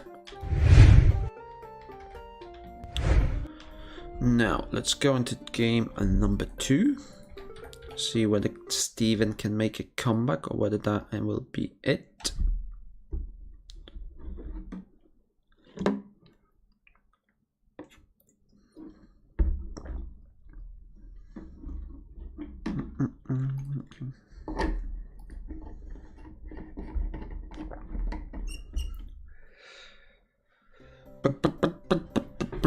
In game number 2, it looks like the teams have not changed. Positions have changed, so JNV is playing from the left, and what we see is an absolute marketplace for sandals. That is quadruple sandal being queued up. Round 1, Steven coming out with the pokey, dealing a bunch of damage into the dusk of a JNV, but JNV does retaliate with a triple sandal, which will be enough to take the front lane bug down of Steven. Puts it in the last stand, allowing it to just attack with a single card. Luckily, the first card that is queued up is a parasite, so that doesn't go to waste. It's only Pincer that is effectively wasted. Now the eggshell from JNV to save the dusk. And that dusk should definitely be saved, because the eggshell with the aroma will make sure that the Aqua at the back is attacked. Maybe he didn't have to do that. Maybe he could have just played the Curtail, because if the Curtail was played, he would have gotten a couple of extra cards, but that's not what he decides to go. Now sitting on 5 energy but less cards than he has energy, the Pincer and the Parasite will come through again and unfortunately take a bunch of his cards, not allowing him to save any cards. Now he queues up the Acro and the Risky Fish, which allows him to deal some decent damage, luckily due to the last stand. But let's see what happens here. We see the sponge, we see the double coin now. Is the sponge player actually going first? It looks like the answer is yes, and with a double piranha and a double koi, that will be enough to take down the aqua of Steven down. And JNV goes up 2-0, taking the series down. When Origin? April 7th is when we will see Origin.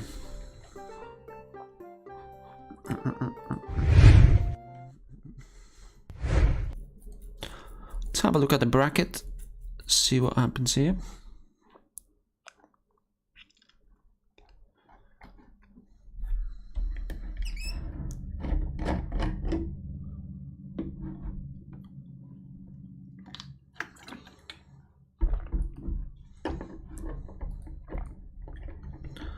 We have pretty much all of the round 2 matches played already.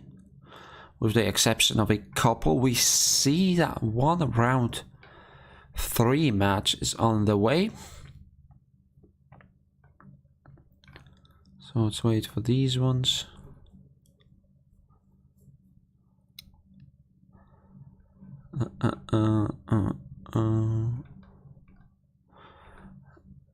Will Katana be fixed soon? I don't have the information on that. That is not information that I have access to, unfortunately. I wish I did, but I don't.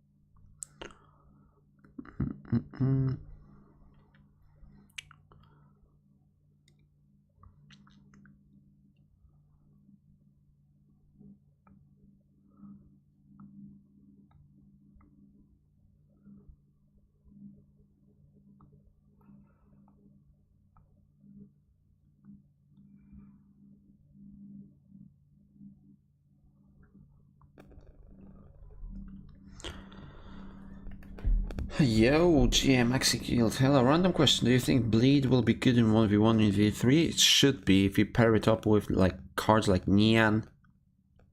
That will definitely be something that happens. I think every card can be good if you just pair it up correctly. Oh mon dieu. Zipper police! Sky Mavis police is coming in here and arresting me.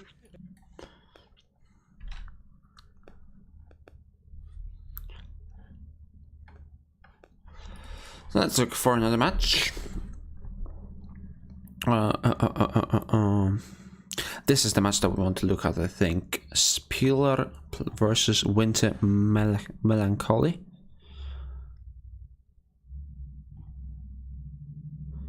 Spieler versus Winter Melancholy. This is the match that we want to jump into. This match is a round 3 match, which means that the person that wins will be round 4, and round 4 guarantees you a place in the AXIE All-Star Tournament, hosted by LFC, with a prize pool of 50,000 SLP. So on the left we have either Winter or we have who is it? Why do I always forget? Winter Spieler, that's the guy. So I'm not sure who is who, but this match does matter quite a lot. Triple cute bunny, triple antenna, not something that we really see that often anymore, but round 1 does go slowly. Now we see the antenna coming through, and if the antenna player does manage to steal the energy at least once, I feel like it's already game over. That is too much for any player to take, especially with the cute bunny at the end. This guy's misses serious misses. The plant is almost dead and not much energy left over as well. We see the Cattail, we see the cute bunny, just played the watermelon or what we can, but didn't get any value from that one. Now we see the Aqua trying to defend itself with 100 shield versus the attack from the shrimp, and it looks like it will be effective in doing that. Double blue moon and the cute bunny to put some fear on the Aqua.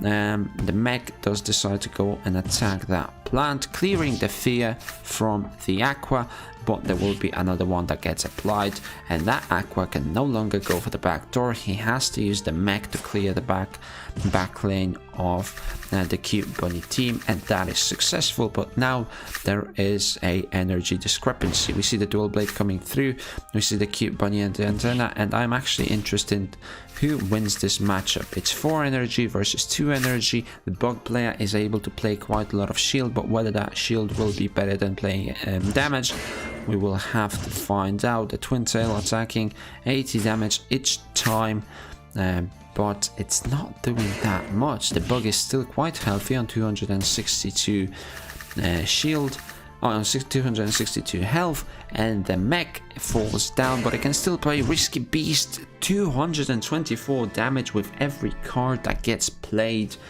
but that's still not enough. It puts the bug into the last stand, making it close, but it's just not enough to take it down. So I'm not sure who went 1-0 up, but I know that this game did matter quite a lot. I believe it was Spila that played the bug, the triple cute bunny, triple bug signal. Beast and Aqua runes and charms look sick, they do indeed. We'll have a video on that tomorrow on my YouTube channel if you want to check that out. So I think it's Spila playing the cute bunny. Now Winter did decide to go for a team change, playing the Cuckoo in the mid lane. Not sure why that is. I feel like playing the Cuckoo at the back is always the better choice. Not really many reasons why you should want to play that. Otherwise, cute bunny coming through with the Aqua, and the Dusk misses the Caterpillar and another cute bunny from the plant. And I think the Aqua player should always be looking to attack, never really saving this round. Saving this round is actually very good. It allows you to have 4 energy, but also you don't really lose any energy versus the antennas. So the plant of Spila will fall down, but he's now sitting at an energy advantage of 4 versus 0. And Winter does make a mistake of playing the Nemo. Now, I understand that he wants to pair that up with the Piranha, but that is just not worth, because you are donating energy to the bug player. And as you can see, he's going to go for the Nemo, he's going to go for the antenna, making sure that he's sitting on 4 energy next round, but also not leaving you with any energy. So it's now 4 energy versus the 2 of Winter, and there is also that fear. Now, why would you want to play the quicker Axie on the mid lane if you want to clear those fears? It doesn't make any sense. Maybe it was a mistake from Winter when he was making this team before the game. And in this situation, if you still haven't killed the bug on the mid lane in round 6 when you are playing with a double Aqua team, then you are simply not gonna win this game. Double Blue Moon and an Emo coming from Spila's back lane. That's enough to take this game down, and it's 2-0, and Spila moves on to the quarterfinals.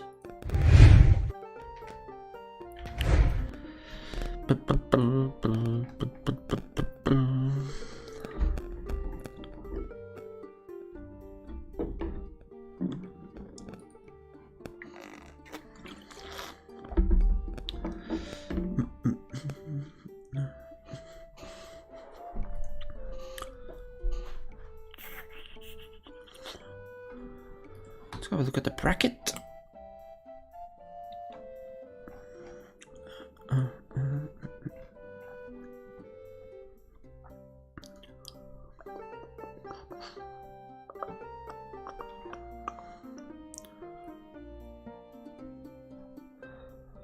Let's wait for a couple of these round 3 matches to start, and we will jump into those.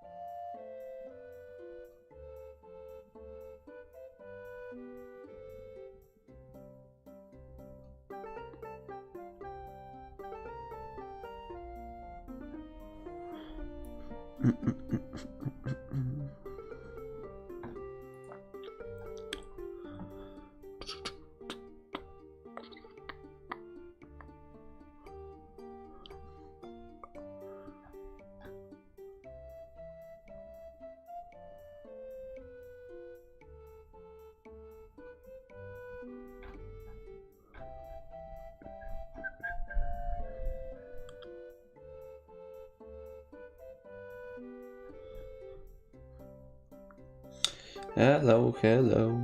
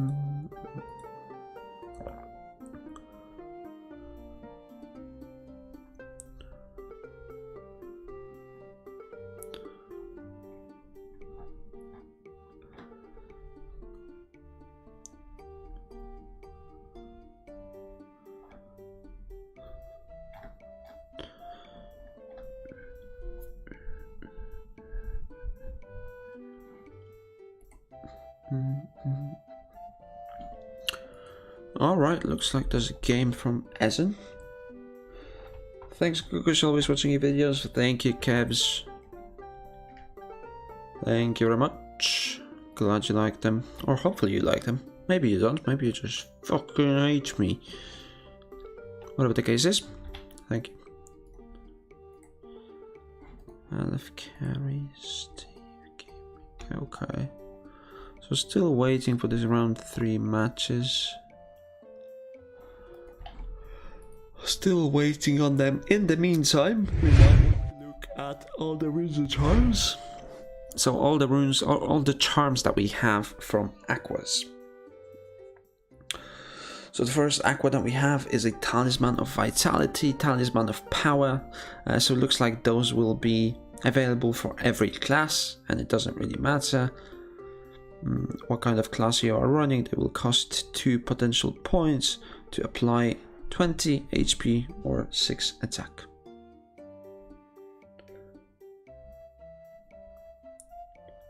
Did you really read application on Discord about scholarship? I've read like 200 applications over the last 3 days. Then we have the Talisman of Vitality 5, which allows your Axie to have an increased max health of 35. All teammates gain 1 bubble. It is specific to the bubble card that gives you a bubble bomb once you have 3 bubbles. Now another charm that we have is Talisman of Power, giving you 10 attack, Aquatic Energy Drink, add Ethereal and card based stat plus 10%. Now I'm not sure in which instance is that any good and whether it's better than just flat out 10 attack. Because unless you are giving it to a 2 cost like an Oranda that has 120 attack, you are just not really doing that much, and it adds Ethereal as well. Unless you want to, actually you could put it on like a 2 cost that you don't really want on an Axie. Oh, make it disappear. Interesting. Sticky Octopus, add Retain. Always good to have Retain on your cards so that you can combo them better. Attack applies Vulnerable for 2 turns. Vulnerable is very strong because it allows you to hit for 50% more. Now we see the runes coming from Aqua's Bloodlust, Heart of the Ocean, Hearty Warrior, and Calcium Armor. All very strong Axies. I mean runes. I think Heart of the Ocean is the biggest one. Increase all Axies max health by 75.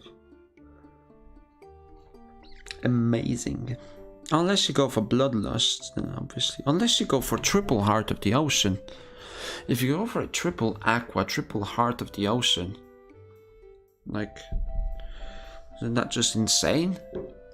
That you have 500 health on every aqua?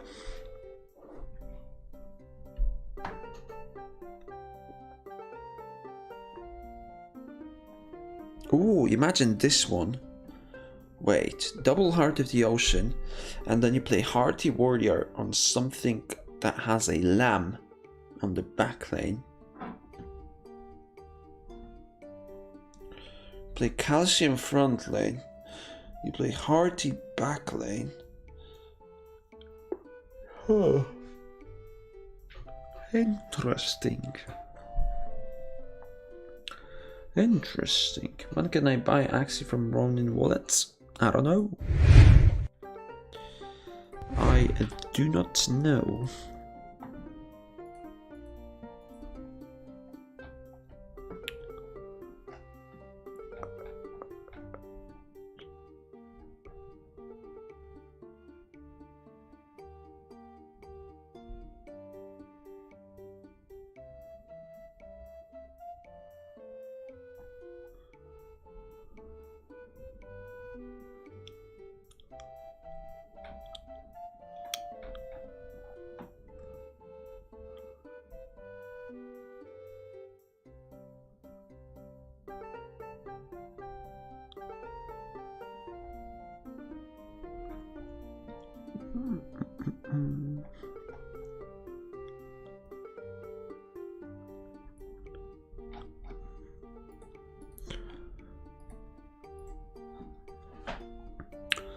Let's see, what do we have right here?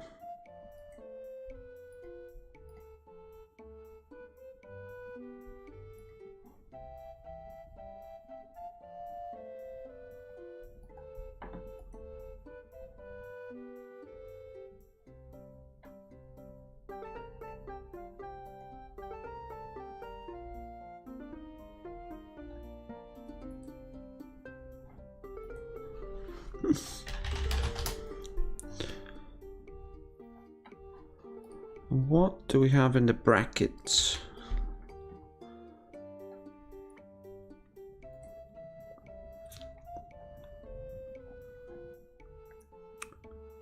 We do have a Josh versus Axie. Let's try and find this one. Josh playing versus Axie 5 hours. I'll cast this game and then I'll go for a quick break to the toilet. But this game is determining who makes it into the top 8 as the second player. So if I have Josh versus 5 hours. Josh versus 5 hours. Now I'm not sure. Josh, actually it's Josh.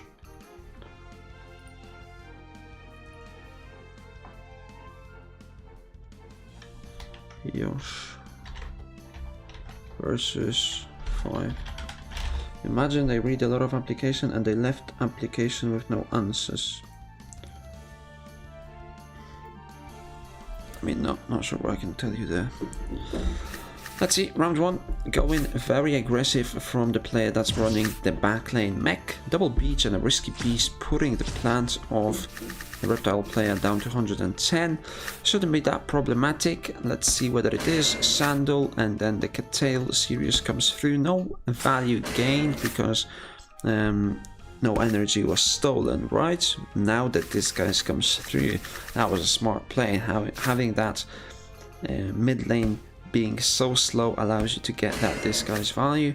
Now we see the Scaly Spoon, we see the Goda, which will finish off that front lane plant once and for all. But how do we deal with that plant? It looks like Acro, Lamb and Nemo will be the answer. That's obviously not enough. So let's see what else Yosh goes for, and it looks like the Kotaro Bite and a Bulk Ward. I think he was preparing, trying to read that mech backlane, but the mech doesn't decide to attack. He's just gonna go for a front to back play. You can see the risky beast, you can see the dual strike and the Sheba as well. just doing as much damage as he can versus that Aqua, and then the reptile stacks poison on himself. We can see the Yam coming through, that's 4 stacks of poison.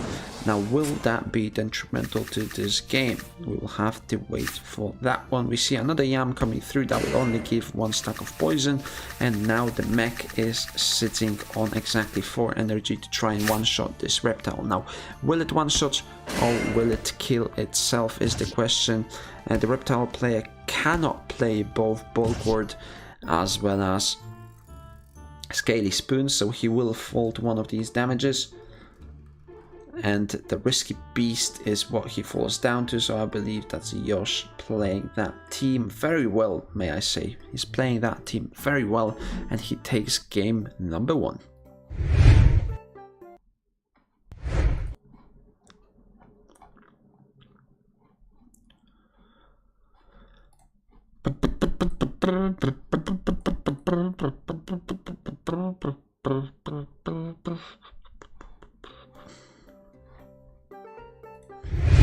Game number 2, no team change from either side, and that is an absolute lie, because we do see a team change from the side of 5 hours, as he decides to play a backdoor mech but place it on the mid lane, which is a unique approach. Now we see the Goda coming from Yosh, dealing a slight bit of damage, but most importantly destroying that 1 energy. Double Nemo coming through from 5 hours, just stacking that energy. You can see that he's up to 6, still playing it slow, still waiting for the cards as well as energy. It's now round 3 and he's sitting on 8 energy, so let's see how he navigates that energy. Lamb, Acro, and then we see the answer in terms of Shiba, Risky Beast and Dual Blade all coming in from Yosh, which will be enough to take down the plant of 5 hours. And now it is looking very, very dire. The mech from 5 hours hasn't really done much yet. We see the Acro coming through, we see the Lamb deals a slight bit of damage, but not enough to take the front lane plant down. We'll see whether the back lane falls. It should fall with the Furball, Dual Blade and Twin Tail. 5 hours still sitting on 3 energy, so if he sees a good card draw from the mech, he can definitely take the front lane plant of Yosh down, but with the critical strike that is no longer the option, and now Yosh should be moving over to the next round, playing the disguise, playing the double herbivore. The Aqua has no way to make this game any better. We see the Nemo coming through now with the Lambs, with the Acro taking the front lane plant down, and it's 4 energy versus 4 energy, and as long as Yosh plays a decent amount of shield top with a couple of damage points, then he should be good enough to take this game down. I'm not sure whether playing in the Yam is the best play right here. Maybe he could have went for a double herbivore just to go as much damage as he can.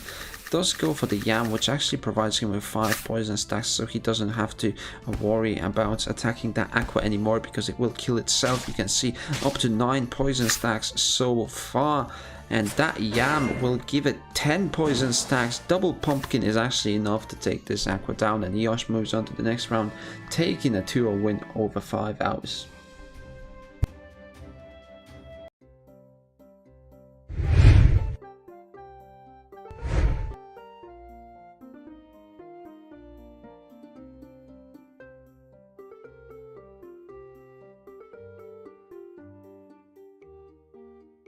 I'll be right back, guys. I'll jump into a break, go into the toilet. We'll wait for a couple of games to round up, and I'll be casting those. That was nasty. That was nasty. The crit strike, especially. Terrible. But what can you do? Can't really do anything about that.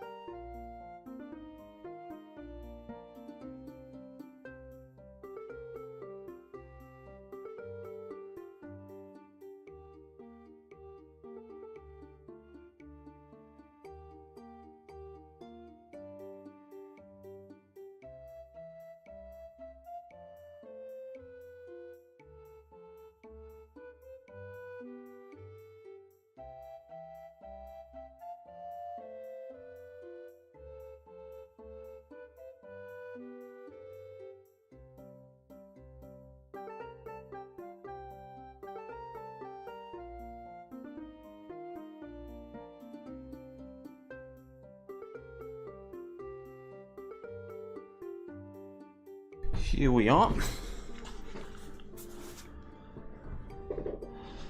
That is us back from the break. And we see another game that is worth casting, and that is Gabby playing versus Tiak. Now, Tiak was in the final of the second open tournament that we had right here with LFC. And Tiak was playing up against, can't remember the name right now, but we'll see whether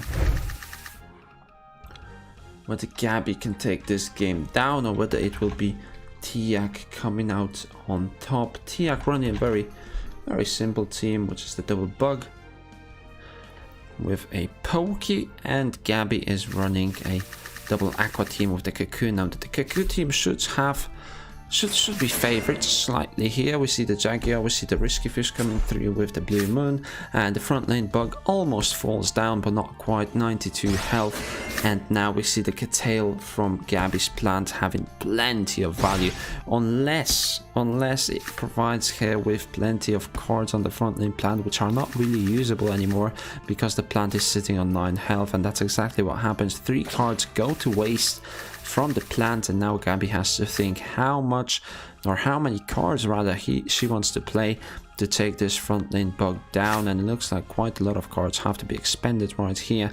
The Acro will be enough to put this bug in the last stand, which is terrible. Another card gets discarded. It's round 4, the bug still has not fallen, and it will fall right now, but at what cost? It's round 5, the mid lane Aqua is sitting on 68 health with no real way to protect itself, and the back lane Aqua is stunned as well. Now it's gonna get stunned yet again. We have the Pokey coming through, clearing that Aqua, and then the Fish Snack will deal true damage to backlane Aqua of Gabby. Another Fish Snack, another stun. It's going rough, it's going downhill very quickly, and in this scenario I don't think Gabby can win. Playing the double koi is a good play, taking the bug down, speeding yourself up for the next round, but unfortunately it's just too little, too late. One more card. If Tiak was sitting on 1 less energy, he potentially would have lost this game, but that is not the case, and Gabby is 1 game down to Tiak.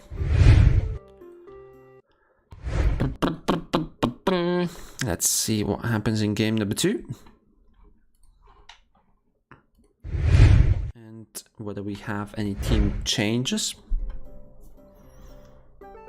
Gabby going down to her original team of the Strawberry backlane, and Tiak going to the God Reptile. We see the Golda with the Sandal, another Sandal from the front lane. Now that Golda did have a little bit of value, destroying 1 energy of Tiak. Tiak only sitting on 4 energy, using Golda of his own as well as a Sandal, providing Gabby with plenty of cards due to the Curtail. And now we see the double pliers coming through, destroying that Dusk, but it doesn't go without a cost because Tiak has plenty of cards himself. We see the Acro, we see the Scarab, the Piranha, and the Nemo. Now a good thing here is that Gabby should have plenty of energy and plenty of cards for the Aqua to do a final attack on this Aqua in the mid lane, right? Taking it down in just 1 strike with the double around the Piranha and Blue Moon is not an issue. And now let's see whether a God Reptile is truly a god, or whether he will struggle versus this backlane plant of Gabby. Putting this Aqua in the last stand is actually problematic because Gabby cannot draw all the cards that she wants to for this plant, right? So now going for the single Golda as well as a little bit of a heal will be the play that she wants to make. Maybe going for the double Cottontail is not that bad. Maybe even going for a Sandal just to increase the amount of shields that you have. Wouldn't be a bad choice. 270 heal on the cards, and now again just a single Golda. Terrible card draw for Gabby so far. She will go for a double Cottontail, and it looks like this is the mistake. Not playing a Golda when your opponent skips. Obviously she couldn't have known that, but not playing a Golda in any given round Looks like that is the mistake, and unfortunately it will cost. Okay, double crit from a double tiny dino is what happens here. We really need Origin to launch. This is terrible. Gabby's plan should have never died in that situation, but a double crit from a double tiny dino will make that happen. And unfortunately, Gabby is out of the tournament and Tiak takes a 2-0 win.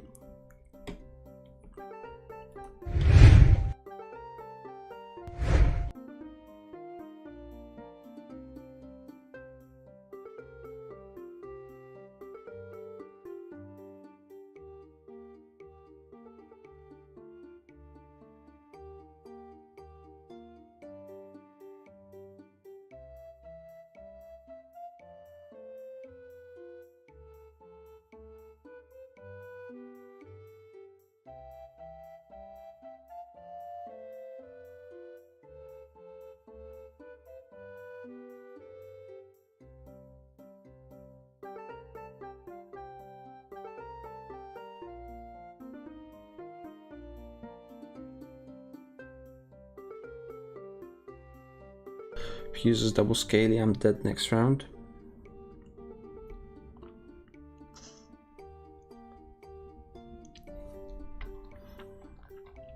Yeah, but what are the chances that he uses double scaly? I feel like not that high.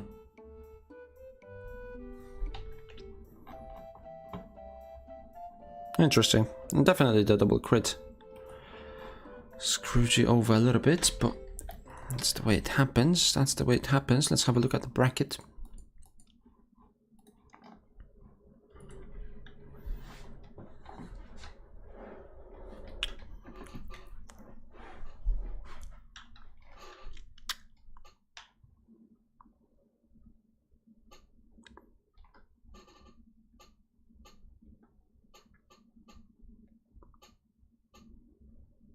Okay, they use it. Makes sense.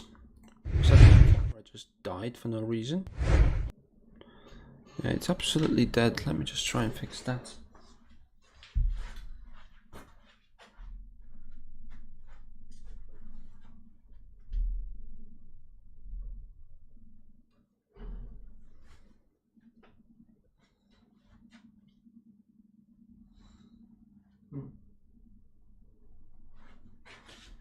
Is it up now? It's up. It's up. We have it up. Can you watch Pat? He's my scholar. I will watch Pat in the next round, as he's currently waiting for an opponent in round number 4.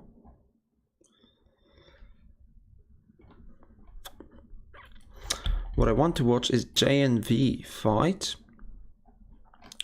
because the J and V battle determines who faces off versus Tiak.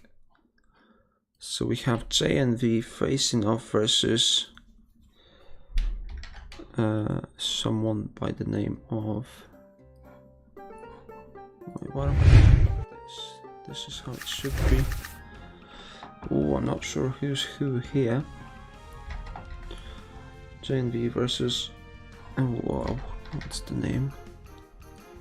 What is the name? Eklang Tayo. Eklang Tayo. Shout out, sir. Shout out to you. So we have JNV versus Eklang Tayo. Not sure who was who, but let's take it step by step. Round 1, and the Goda player decides to go for a double Goda. Definitely a good play.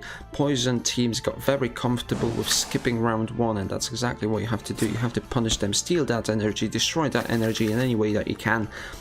Poison does have plenty of value though. 3 stacks on the front lane plan, 2 stacks on the back lane mech. And let's see what happens right here. We see the shrimp, we see the Oranda, the piranha coming through to attack the Dusk, but the Dusk have 181 health left, sitting quite pretty and retaliating with a streak with an attack of his own. Going for the serious pumpkin, really a little bit of a waste. The pumpkin does give you a card, but the series doesn't have any energy stolen. This time it's a little bit more effective, as 1 energy gets stolen, and now it's fair fight, 3 energy versus 3 energy. The shrimp player decides to use a blue moon to clear his stun, which is an okay play. And now we see the backdoor on the mech, 7 stacks of poison, as well as Cerastus dealing extra damage. And now the front lane plant actually did not die, it's left on 4 health, which is always bad. Mech player has to use another energy to clear that one. That hits the mech for 14 damage. We see double garish coming through to put 8 stacks of poison on that front lane plant. The front lane plant does deal some damage with the double cactus. Unfortunately, that is nowhere near enough to provide a significant threat. We see the piranha with the backdoor from the shrimp, but will that be enough? Maybe this garish combo was not the best. The garish was a little bit wasted, and the poison stacks don't really mean that much at this phase, or in this phase of the game. We see this Rastus coming through, as well as the garish, to take this aqua down, and it looks like it doesn't matter. It's all the poison player which just take this game down. Well played to whoever was navigating it. It's currently 1-0. Thank you to Omid for following, and let's see who can make it 2 wins to move on to the next round and face Tiak.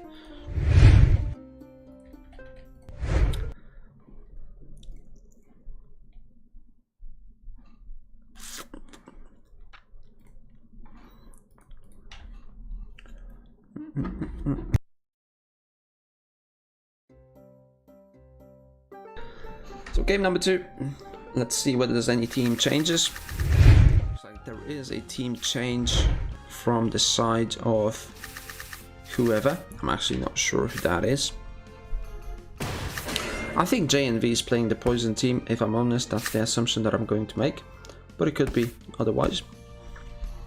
Now we see the poison team playing it slow as always. Round 3, sitting on 6 energy. The bird player decides to go for a little bit of damage with the blackmail, as well as the post-fight double coda having some effect, destroying 2 energy, and the sandal is enough to finish this off. And it looks like the poisoned player is actually in some trouble because it doesn't have enough energy to kind of kill all of these Axies quick enough. And the Mosquito Bidens is a full-on counter to a poison team. Bidens allowing you to clear any poison stacks, and Mosquito allowing you to heal up anything that you might not want to. Allowing you to heal up your missing health, right? So even if the double plant player skips the next round, he still should be fine. Trying to collect as many cards as he can on this mid lane Axie, just so he can queue up like double mosquito bites or a Biden's mosquito when there are poison stacks. Goes for the damage for the sandal, for the bamboo shoot, as well as the cactus, putting the dusk down to 234 health, but the dusk can still play quite a lot of shield. That's 166 shield. We see the chomp, the garish, and another chomp, putting the mid lane plant down just to 46 health. And let's see, Hotbot misses. We see the mosquito bite and the cactus. The dusk is now down to 130 health, and it's decision time, right? Looks like he's gonna go for double garish, but was this the right choice? It doesn't feel like it was. Now we see the double chomp coming through, and that will be enough to take the plant down. I was thinking that the dusk has no chance to beat this mid lane plant, but it looks like that was wrong to think. The poison can definitely beat this mid lane mosquito plant, right? So it's currently 1-1. I'm still not sure who's in favor, who's navigating the poison team, but I will find out after this game, because it's down to the last game to find out who's moving to the next round to face off Tiak, but also guarantee themselves a spot in the All-Star tournament, which will have 50,000 SLP as a prize pool. So let's get game number 3 up and loaded.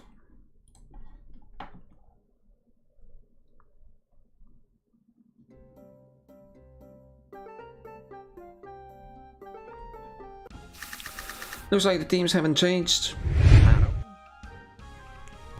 We still have the double plant, we still have the poison team on the left. Round 1 going very, very slow. Both teams pretty much skipping except for one grass snake that was played. And now we see the full-on attack launching. Peacemaker, hair, we see the sandal, we see the bamboo shoot, but what we also see is plenty of poison stacks. The plant doesn't quite fall, it's 7 health left, and we see 7 stacks of poison being in play. 5 on the plant, 2 on the backlane bird, and now the Winghorn Garish combo coming through to attack the mid lane plant, posting a little bit of a threat, right? So that he has to use the Bidens, he has to use the Mosquito even though he doesn't want to. And now we see the Eggshell coming through with the Peacemaker, the Eggshell critically striking, and Garish Worm and then dealing a little bit of damage, but also critically striking and also applying plenty of stacks of poison on that bird. Now the bird can draw a blackmail. This could be massive, but unfortunately he can only play 1 card, and that card is hair, and the hair is not enough to take Dusk down. We see the grass snake, we see the double Cerastes, the Dusk getting maximum value out of these cards. We finally see Bidens coming through so that the mid lane plant doesn't have to suffer with the poison stacks anymore. And what we also see is a Mosquito coming through to heal that plant up. And now I think that the Dusk doesn't have a chance of winning this game, and because the front lane plant actually died. I think the key to win this game is to not let the front lane plant die, because if you are facing this plant that has Mosquito Bite and has the Chili bot, then you are in deep trouble, because you can never play your chump and you allow him to draw the perfect cards every single turn. All he has to do is just play the double cactus. He's not under any direct threat of dying. The Garish doesn't do it, the Winghorn doesn't do it, and double cactus will definitely do it. So it looks like JNV was on the right, navigating the double plant team versus the poison team and making a comeback and facing Tiak in the next round.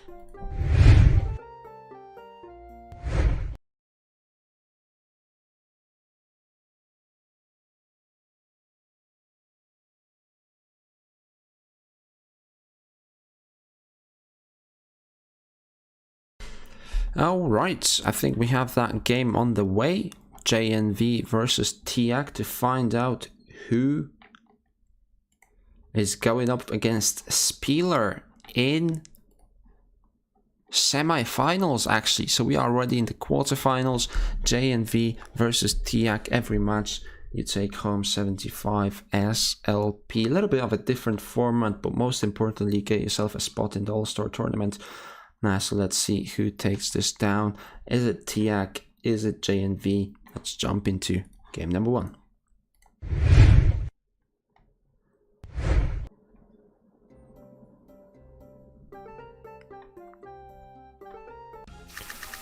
First game that we see, JNV on the left, I think, playing a poison team. And then we see Tiak running the double bug team. Looks like the double bug is doing quite well in this tournament so far. We do have the discard coming through versus a Yam, so the bug is stacking a couple of poisons on themselves, 3 to be exact. We see the disguise, we see the serious. Unfortunately, that is not the best set of cards, because what you really want to do is have enough cards to deal some damage. You don't really need that much energy. Look at this. He's sitting on 5 energy, but he will never have enough cards to play this energy through. So we see the Parasite, we see the Sandal, and the bug player obviously has to play front to back. And that's exactly what is happening here. But with every card, the front lane bug is losing some health. Now you can see the disparity in cards. It's 5 cards versus like 12 or 14 of the bug player. And he can choose which Axie he wants to execute on. The poke, he will take the plant down. Now we see the Pincel Scarab, Feather, narrowing the amount of cards that the poison player can play. Koi, double Piranha and Pokey will just about be enough to take the mid lane Dusk down, and unfortunately it is round 6 and the front lane bug is still standing, and JNV decides to surrender this game. Let's see if he can make a comeback in the next one.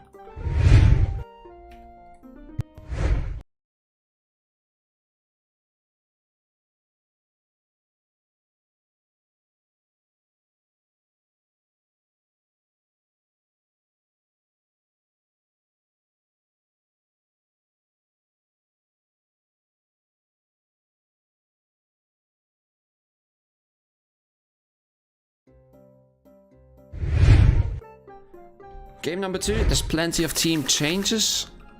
We see JNV on the right pulling back that sponge Axie with the eggshell, and Tiak is moving into the double aqua with a spiky wing. Round 1, plenty of damage coming through. We see the Nemo, we see the Sandal. I don't think playing Nemo is ever a smart choice in round 1, especially when you are facing a Goda. That's exactly what happens. One of the energy gets destroyed, and Goda in return, as well as Beach, and it's pretty much even ground, except JNV is 1 card down with the Nemo that has been missed. Now we see the sponge coming through as well. That is a little bit wasted because Tiak doesn't decide to attack. Now we see Nemo as well as Acro speeding yourself up so that you're not vulnerable towards that eggshell. And in round 4, it is an all-out brawl. The Dusk falls from both sides, and let's see who can take the mid lane Aqua down. And it looks like Tiak will come out on top of this trade. Double Arounder and Koi to finish this Aqua off, putting it into the last stand, and double Acro gets wasted. And the back lane Axie from JNV is good, but is it good enough to take the 2 Aquas of Tiak? I think the answer to this question is unfortunately not. 18 health left on JNV's Aqua. Double Koi coming through. We see the Piranha taking that mid lane Aqua down, and let's see whether he can make something out of this one. Double Piranha and double Koi, is that enough? That might just be enough to put this Axie into a last stand. Unfortunately, there's not 3 health left on that one. If he just played an Aranda instead of one of these cards, that would have been it, but that's not the case. Tiak takes the win 2-0 over JNV.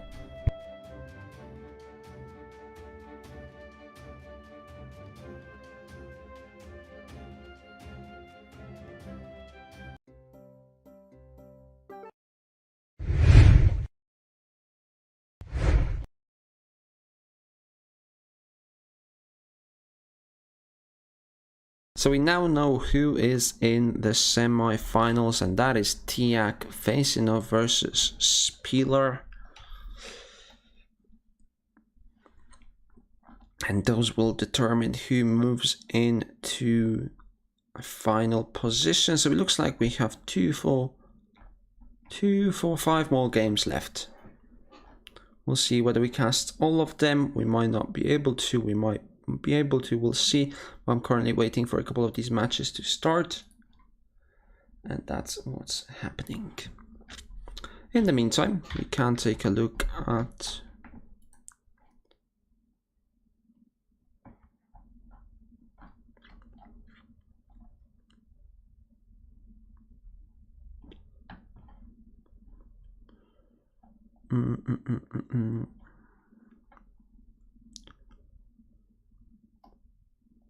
we could look at the runes and charms if you guys want to.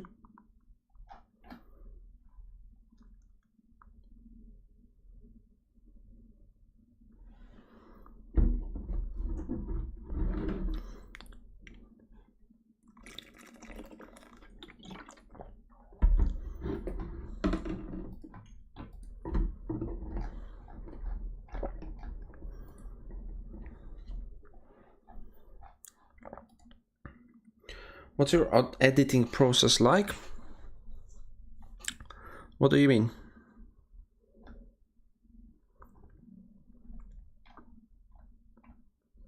I record and then I open Sony Vegas and then I edit.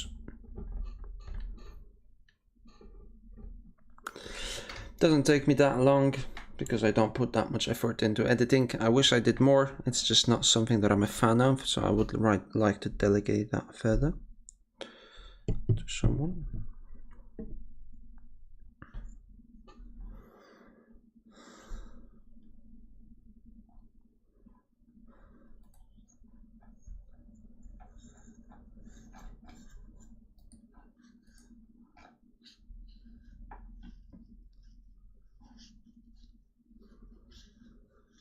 Do I script ideas out or do I wing it?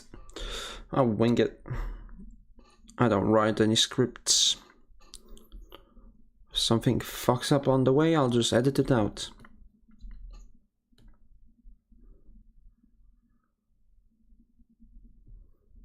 I don't write scripts, it takes too much time. When I'm doing daily uploads, there's no way that I could script any video. I mean, I could, but it would take me quite a lot of time and work and effort. It's just too much. It's not worth it. Sometimes, if I'm doing an advert, then obviously I script. I can't remember on the top of my head this video that I scripted. The last one was probably on the Crypto Karen. That's the one that I scripted for, but it was like a 3-minute bit that I was doing.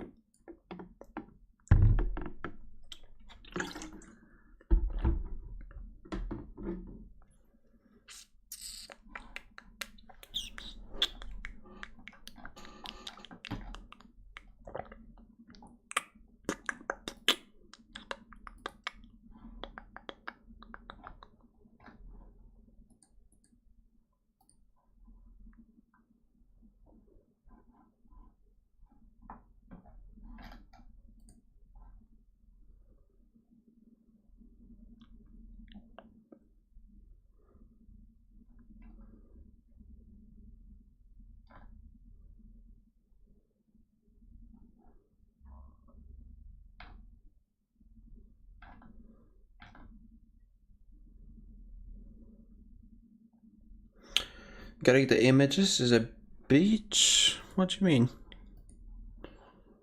Which images? We've never had any issue getting any image pretty much. Like for the thumbnails or whatever that might be.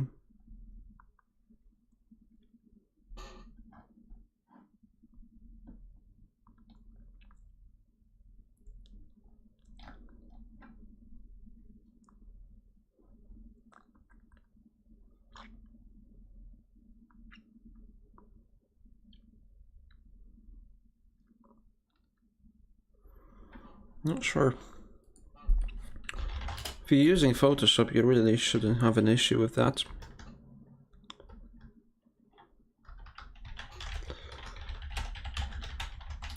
Like thumbnails only take me a couple of minutes to make.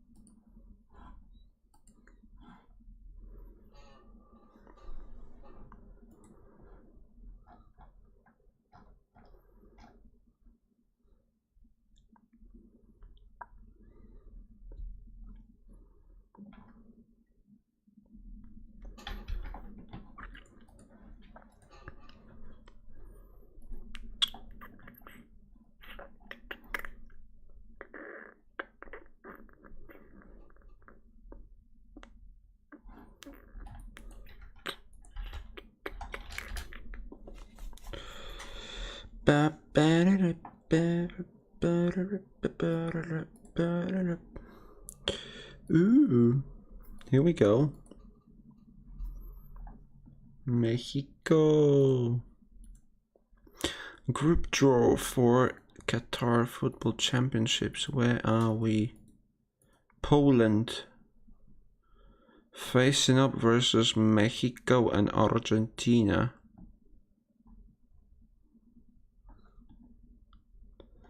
You buy any speculation axes? I've bought a couple, but not a lot. Not by a big margin. Just maybe 3 or 4. Nothing major. Nothing major. Wow, we have an amazing group.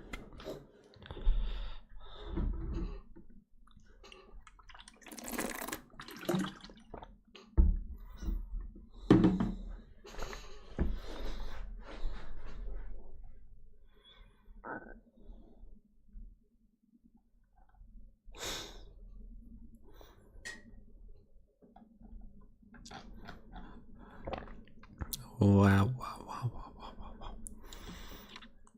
Well, England is for sure making it out of the group.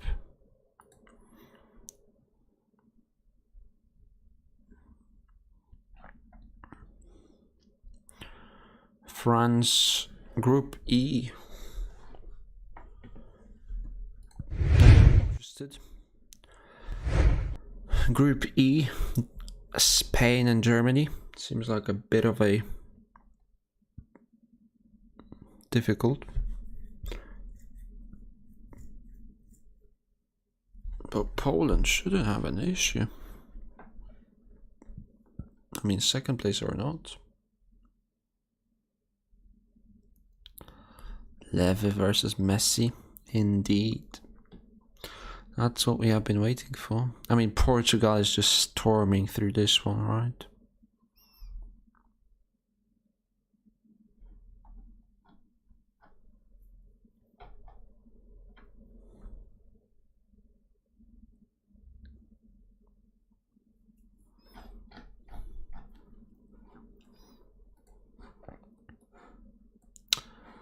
Alrighty. Oops.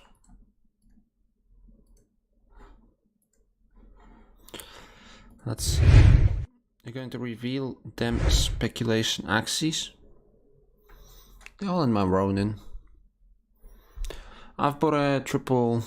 Wait, I can show you. Can I show you? I think I can show you.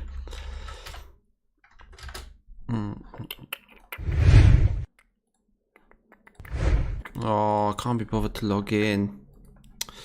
Wait, what did I buy? It was like a hollow Biden's Rosebud. Hollow Biden's Rosebud. I think that was it. So you summon something for 75 health. This is more of a mid lane. So this Axie loses 75 HP to summon. But then you use the Rosebud to heal for 70. So for the cost of 1 energy, you summon something and only lose 5 health, right? So that seems to be quite effective. And you have yourself a new front lane. And then I went for the Biden, so I can target any ally and remove all debuffs. And I'm not sure whether that is an effective strategy if I'm running the triple risky. I didn't go for Pappy. I think I went for something else. But yeah, this is one of the ones that I bought because I think summoning something that has 75 health, just using 5 health of your own, if you have the right cards, might be a decent idea.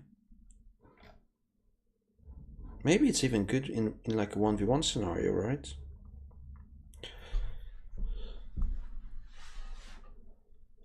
Like if you keep summoning something, and I believe that has taunt as well, so like someone actually has to attack it with 2 cards, like 1v1 might be a bitch to clear it.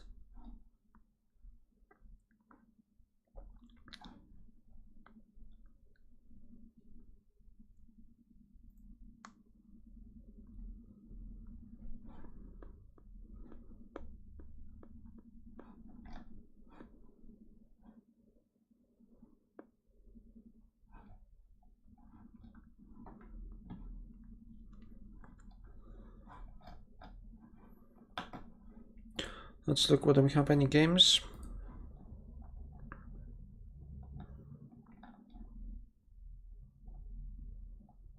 Pat. Okie dokie. I think we have a game going versus Devu as well as Leonard. I think Leonard made it pretty far last tournament. So we have the triple launch team. I believe that's Devu playing it, and then what we have is Leonard running the Indes team. So now Devu decides, they both decide to go for quite an intense attack in round 1. We see the hair coming through just to get that extra card, but also deal as much damage as you can into that Dusk. Having chained lunges, you can see how much damage that deals, 150, while shielding you for 50 as well. Cottontail, not a big fan of it in round 1 because you still leave yourself vulnerable towards that Goda, and round 2 Leonard decides to go for quite a big attack. Now with the Scarab, with the Acro and the Piranha, clearing that Dusk finally, and the Reptile will reply with an attack of his own. So it's 3 energy versus 3 energy in round 3, and let's see who comes out on top of this one. I would assume it's the Reptile and the Dusk, just because the bird is running low on health even before the game starts. It's 312 health, that's not a lot. And we see the Cattail coming through to clear that Fear, then the Goda, Sandal, and the Lunge. The Lunge is unfortunately unchained, so only 139 damage, but that doesn't seem to be that bad. Anyway, we see the Piranha, the Nemo, just to take the shield down, and then the Eggshell. Now, will that Eggshell help? And it looks like it definitely will. The Goda will trigger, so 1 energy destroyed, and now both the Aqua and the Bird is relatively low, right? 200 health and 150 health. We see the Eggshell coming through with the hair. The Dusk falls, but another Eggshell gets thrown. This is amazing.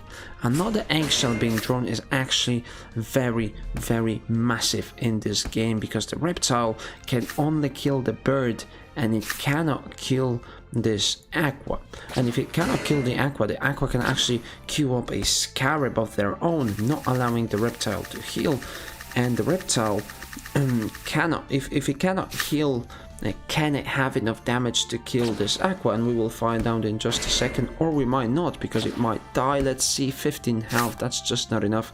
Now the double lunge comes through, 145 twice, and the Scarab will be enough to take the Aqua down. 1 Cottontail, putting it down to and final last stand bar, and the Aqua kills itself. So it got very, very close in the end, but it looks like the triple lunge team was able to come out on top.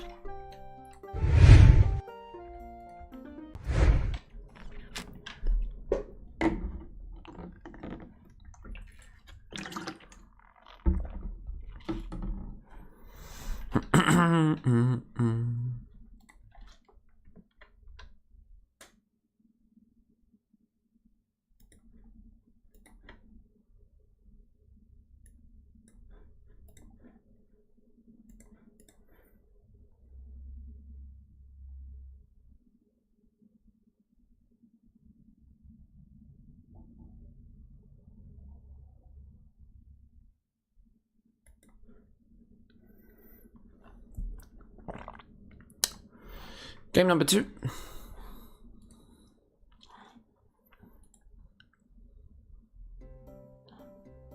The teams have not changed. I expect triple lunge to take this one as well. But round 1, Eggshell. An interesting play. Not really one that you see very often. Not really see one that is very risky, but not having that Eggshell can be troublesome as well, because you really want to protect the mid lane Aqua. Dealing some damage into this front lane Dusk, always nice, always welcome.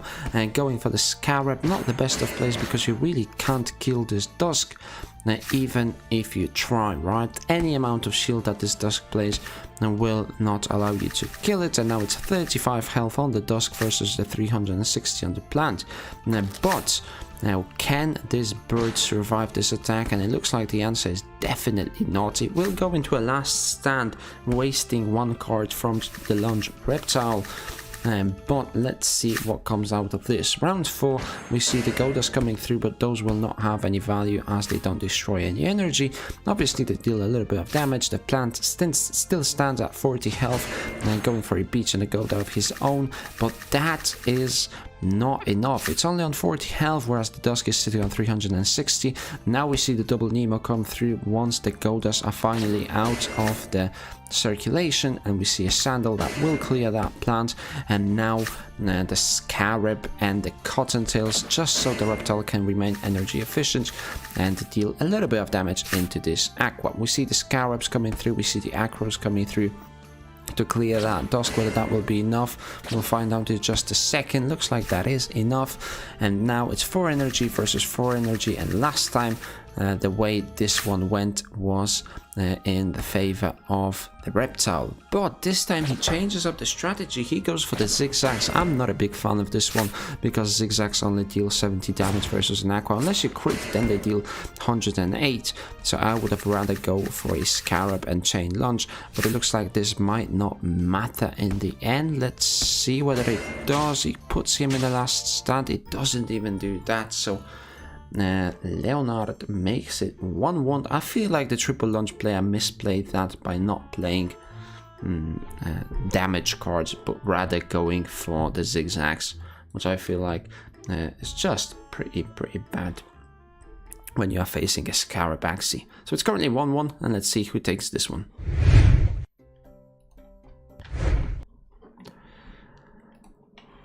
For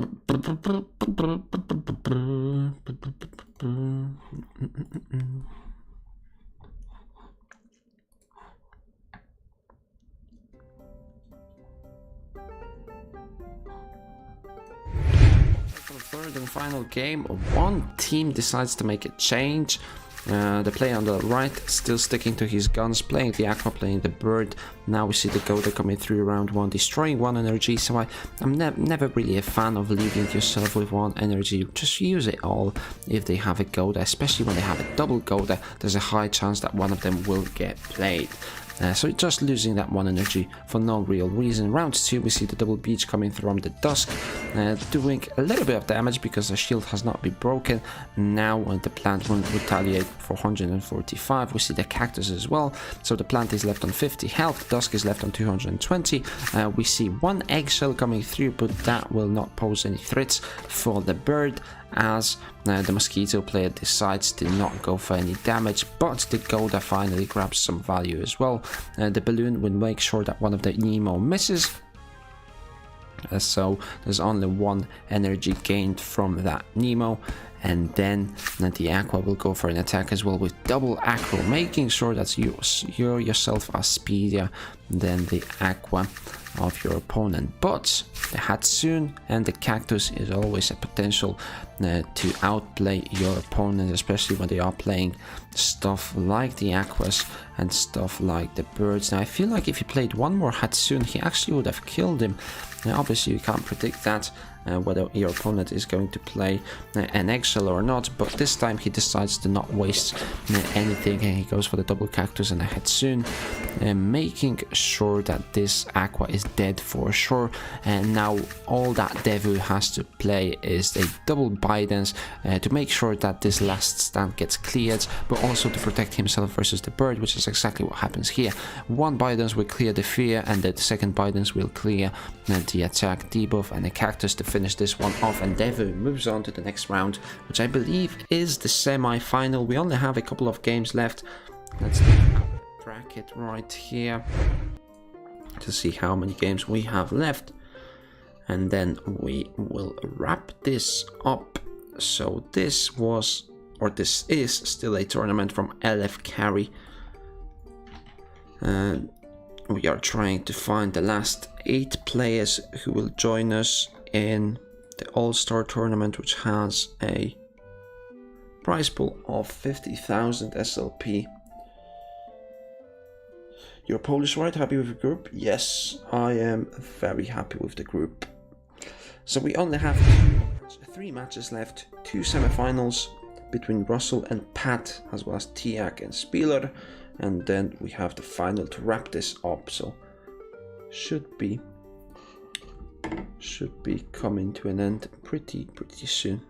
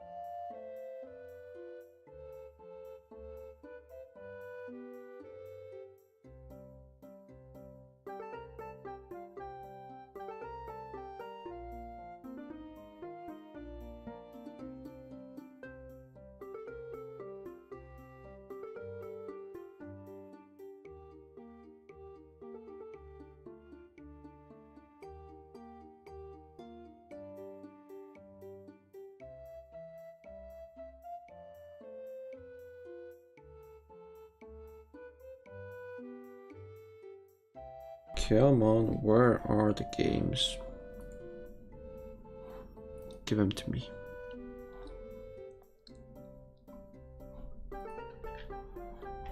Give them to me.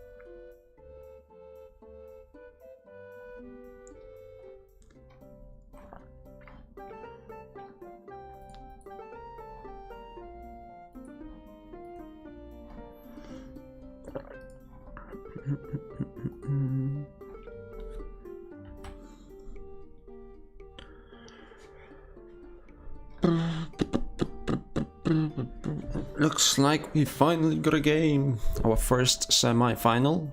Spila take it on Tiak to find out who makes it into the final. Let's see what we can make out of this one.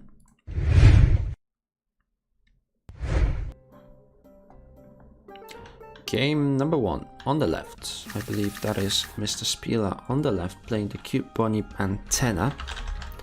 And then on the right what we have is Mr. Tiak. So that's what we have going on. Round 1. A full-on attack from Tiak. Going for the double acro, critting once.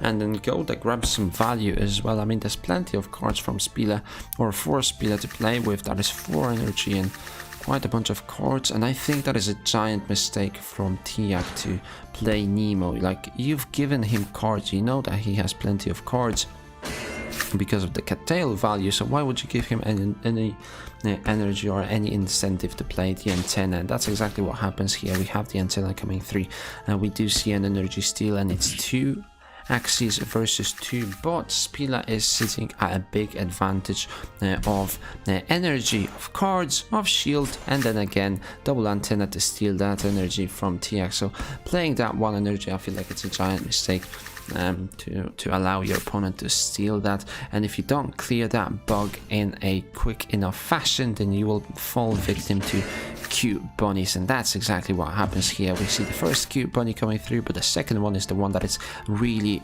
important. Second cute bunny, 99 damage, but the double fear. There's no way in which Tiak can clear that fear, and he falls to Spila's cute bunny team. So 1-0 up, and let's see whether he can make it 2-0.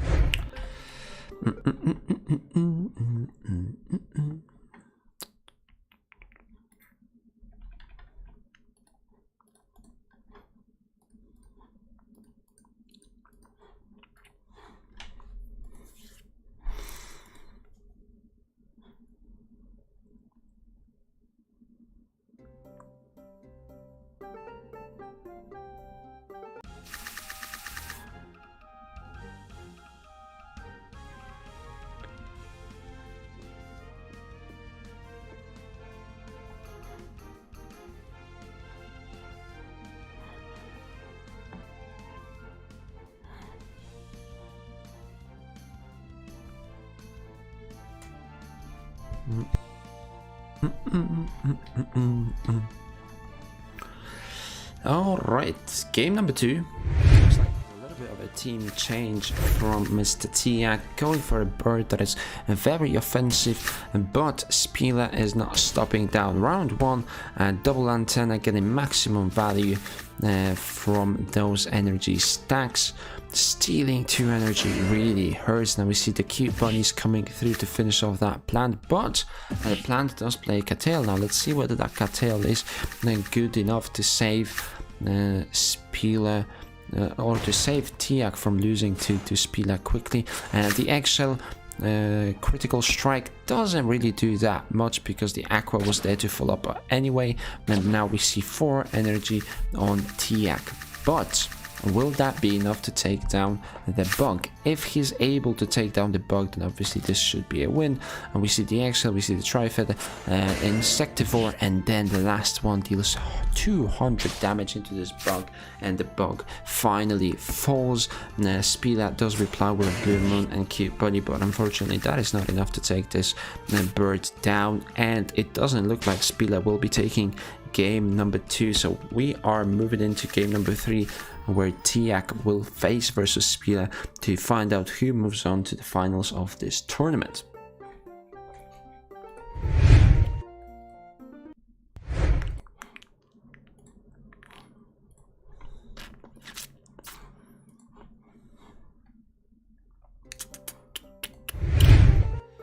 And game number 3, no team changes. It's just Spila on the right, Tiak on the left. And that's what we are playing with. Round 1, we see quite a lot of damage. We see the sandal, we see the cute bunny, but why would you leave yourself with 1 energy? I guess this is the reason, because Series is actually going to miss. And now Tiak has 0 energy. Spila is sitting on 3 energy. Tiak decides to skip, not seeing anything that is worth playing. I think playing the eggshells would definitely be a good play, because you can't really die to antennas. But once Spila is able, pardon me, to steal that energy, then you are in very bad situation, and because stealing that energy always provides him with so many cards that he can play, right?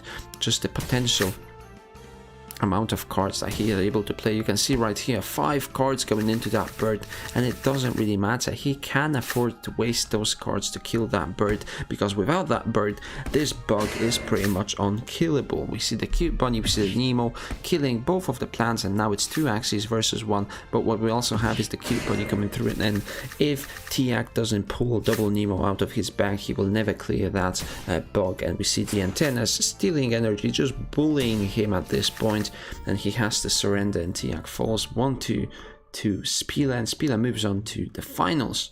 On the other side of the bracket, I believe we have Devu, who's moved on. So let's see whether that is true. It's actually Russell that moved on to the finals. So that's the final that we have. Russell Santiago playing versus Spila, last game of the evening, and then we will call it a day. So that's the game that we are waiting for to start. And that is really it.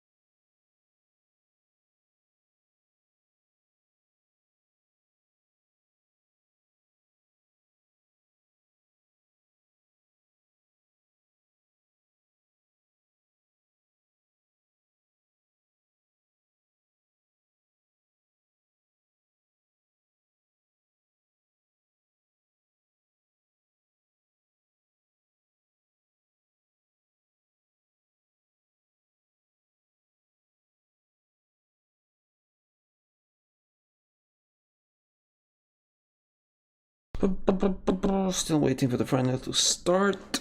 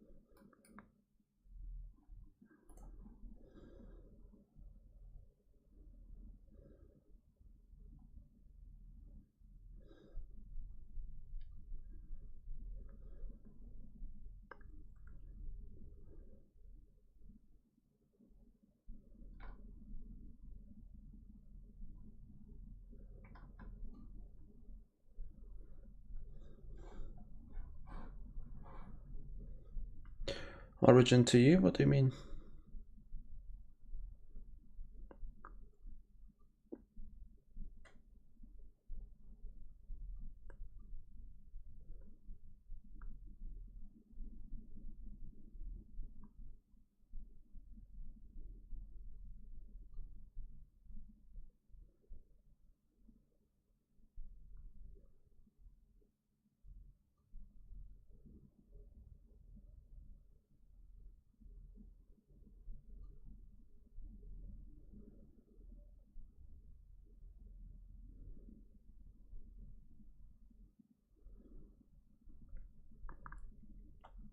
I have no idea what you're saying to me.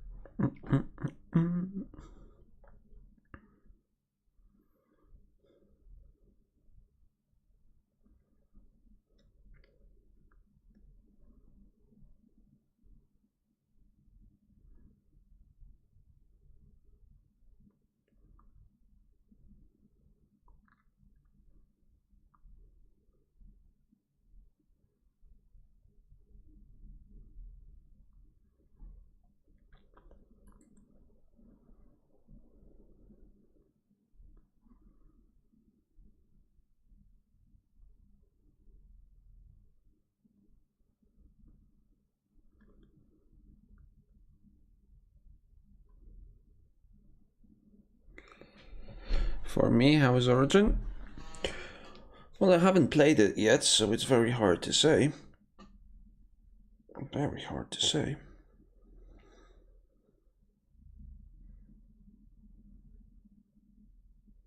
Looks good. It looks good, looks fun, looks refreshing and exciting, something that we haven't quite seen yet. Biggest update of them all.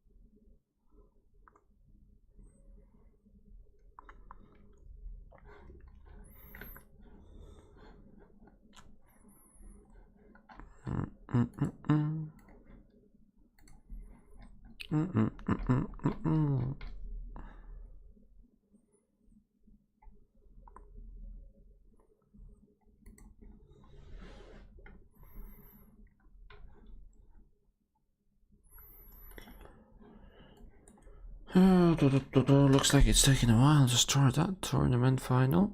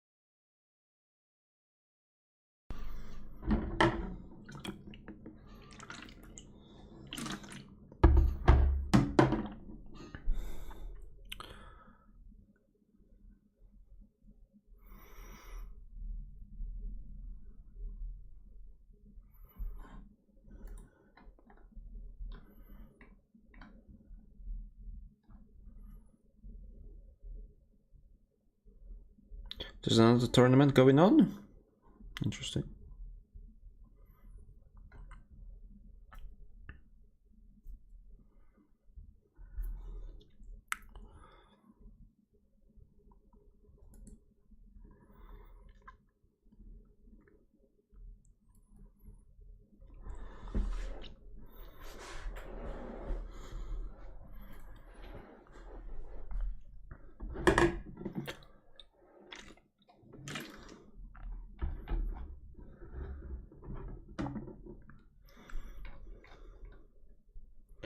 Looking good today, thank you.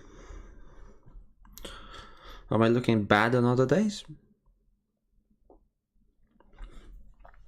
Had a haircut, probably that helps. Not looking quite homeless anymore.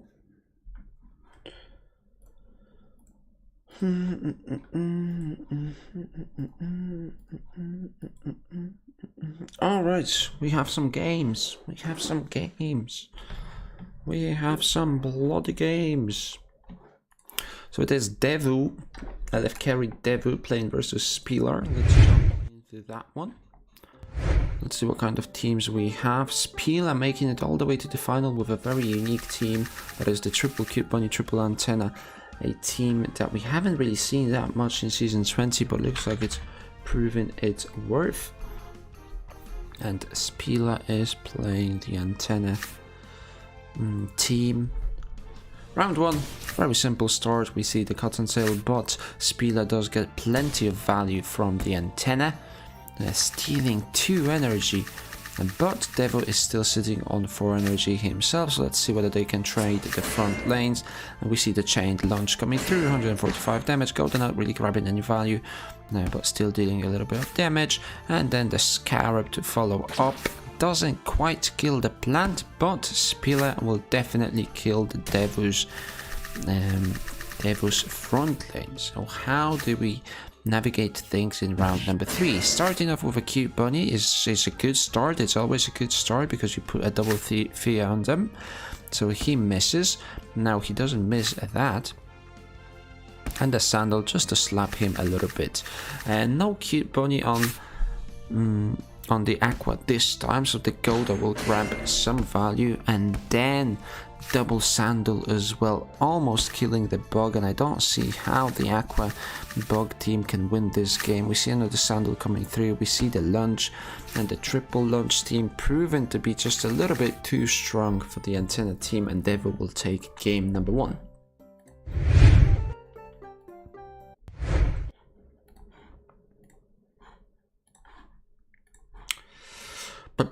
Let's see game number 2. Team changes. Looks like there's no team changes. Devu, Spieler still running the same team. Antenna versus triple lunge. Let's see if this game will be any different. Round 1, going for the full on offensive from Devu. Looks like he realized his mistake from game number 1, not losing any energy round 1 this time, and you can see how that changes. Plant sitting on 200 health. In round 2 last game, Devu was already sitting at 200 health with not much energy to play, whereas this time this plant of Spielers is sitting on lower health. So we see the cute bunny coming through. That won't really block anything when it comes to the fear, but the double scarab will definitely kill the plant from Spieler, and same thing happens. Now you can see the double sandal already hanging out on the dusk on the mid lane, and he will not hesitate for a second to play that double sandal. We see the cute bunny coming through, which will stop one of the lunges attack, but the double sandal will still follow through with about 340 damage. The lunge on top for 123, and the bug is left on 28 health. So not doing a lot here. 209 shield is what Spieler wants to play, but unfortunately even that amount will not save him from the inevitable death of the triple lunge team, and it's currently 2-0, and it's looking dire for Spieler. If he doesn't have another team to change to face versus Devo, it looks like he might just go 3-0 down in this final.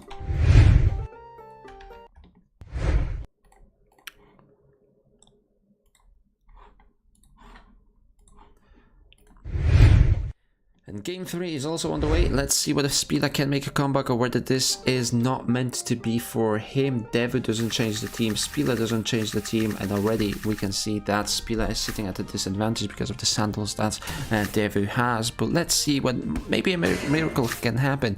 We see this sandal, we see the lunges, and Devu will simply keep pounding onto Spieler's team because he can't lose any energy versus those antennas. Now this is exactly what happens. We have a repeat of game number 2. to no antenna value was taken, no steals happened.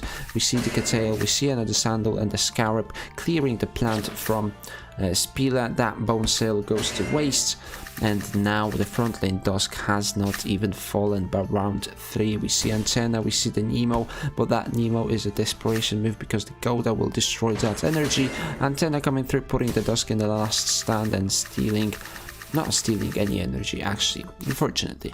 The Goda will destroy one of the energies. Fish Snack critically striking a last stand, doesn't really do that much. And now let's see what we can make of this. Nemo, Antenna and Cute Bunny. The Cute Bunny fear will be cleared with the Curtails. Sandal dealing a bunch of damage with the Chained Lunge, and this Bug is almost falling down, left on just 12 health, 11 health actually. Antenna coming through to steal one of those energies, but will that be enough? Now we see the Antenna, we see the Cute Bunny, but Devu doesn't miss a beat. He goes for the double Scarab from the back lane. He doesn't want to face the fear, he doesn't want to waste any energy on that. We see the double Cottontail as well, and Spila decides to surrender this game. Devu takes it 3-1, and that's gonna be it from us here. If you guys enjoyed this tournament, make sure you check out LFCarry Discord. They always host just very fun SLP tournaments that you can take part for free. They just finished up the series of 4 tournaments, and from this tournament that we played today, 8 people move on to the All-Star tournament, which will happen on April 8th. 50,000 SLP prize pool, so it's definitely worth following. And they have one more tournament coming up, which will have a prize pool of 100,000 SLP, so you definitely want to check them out to make sure when that is happening and whether you can qualify. And if you enjoyed this stream, make sure you give it a follow. Enjoy the rest of your day, evening or afternoon, wherever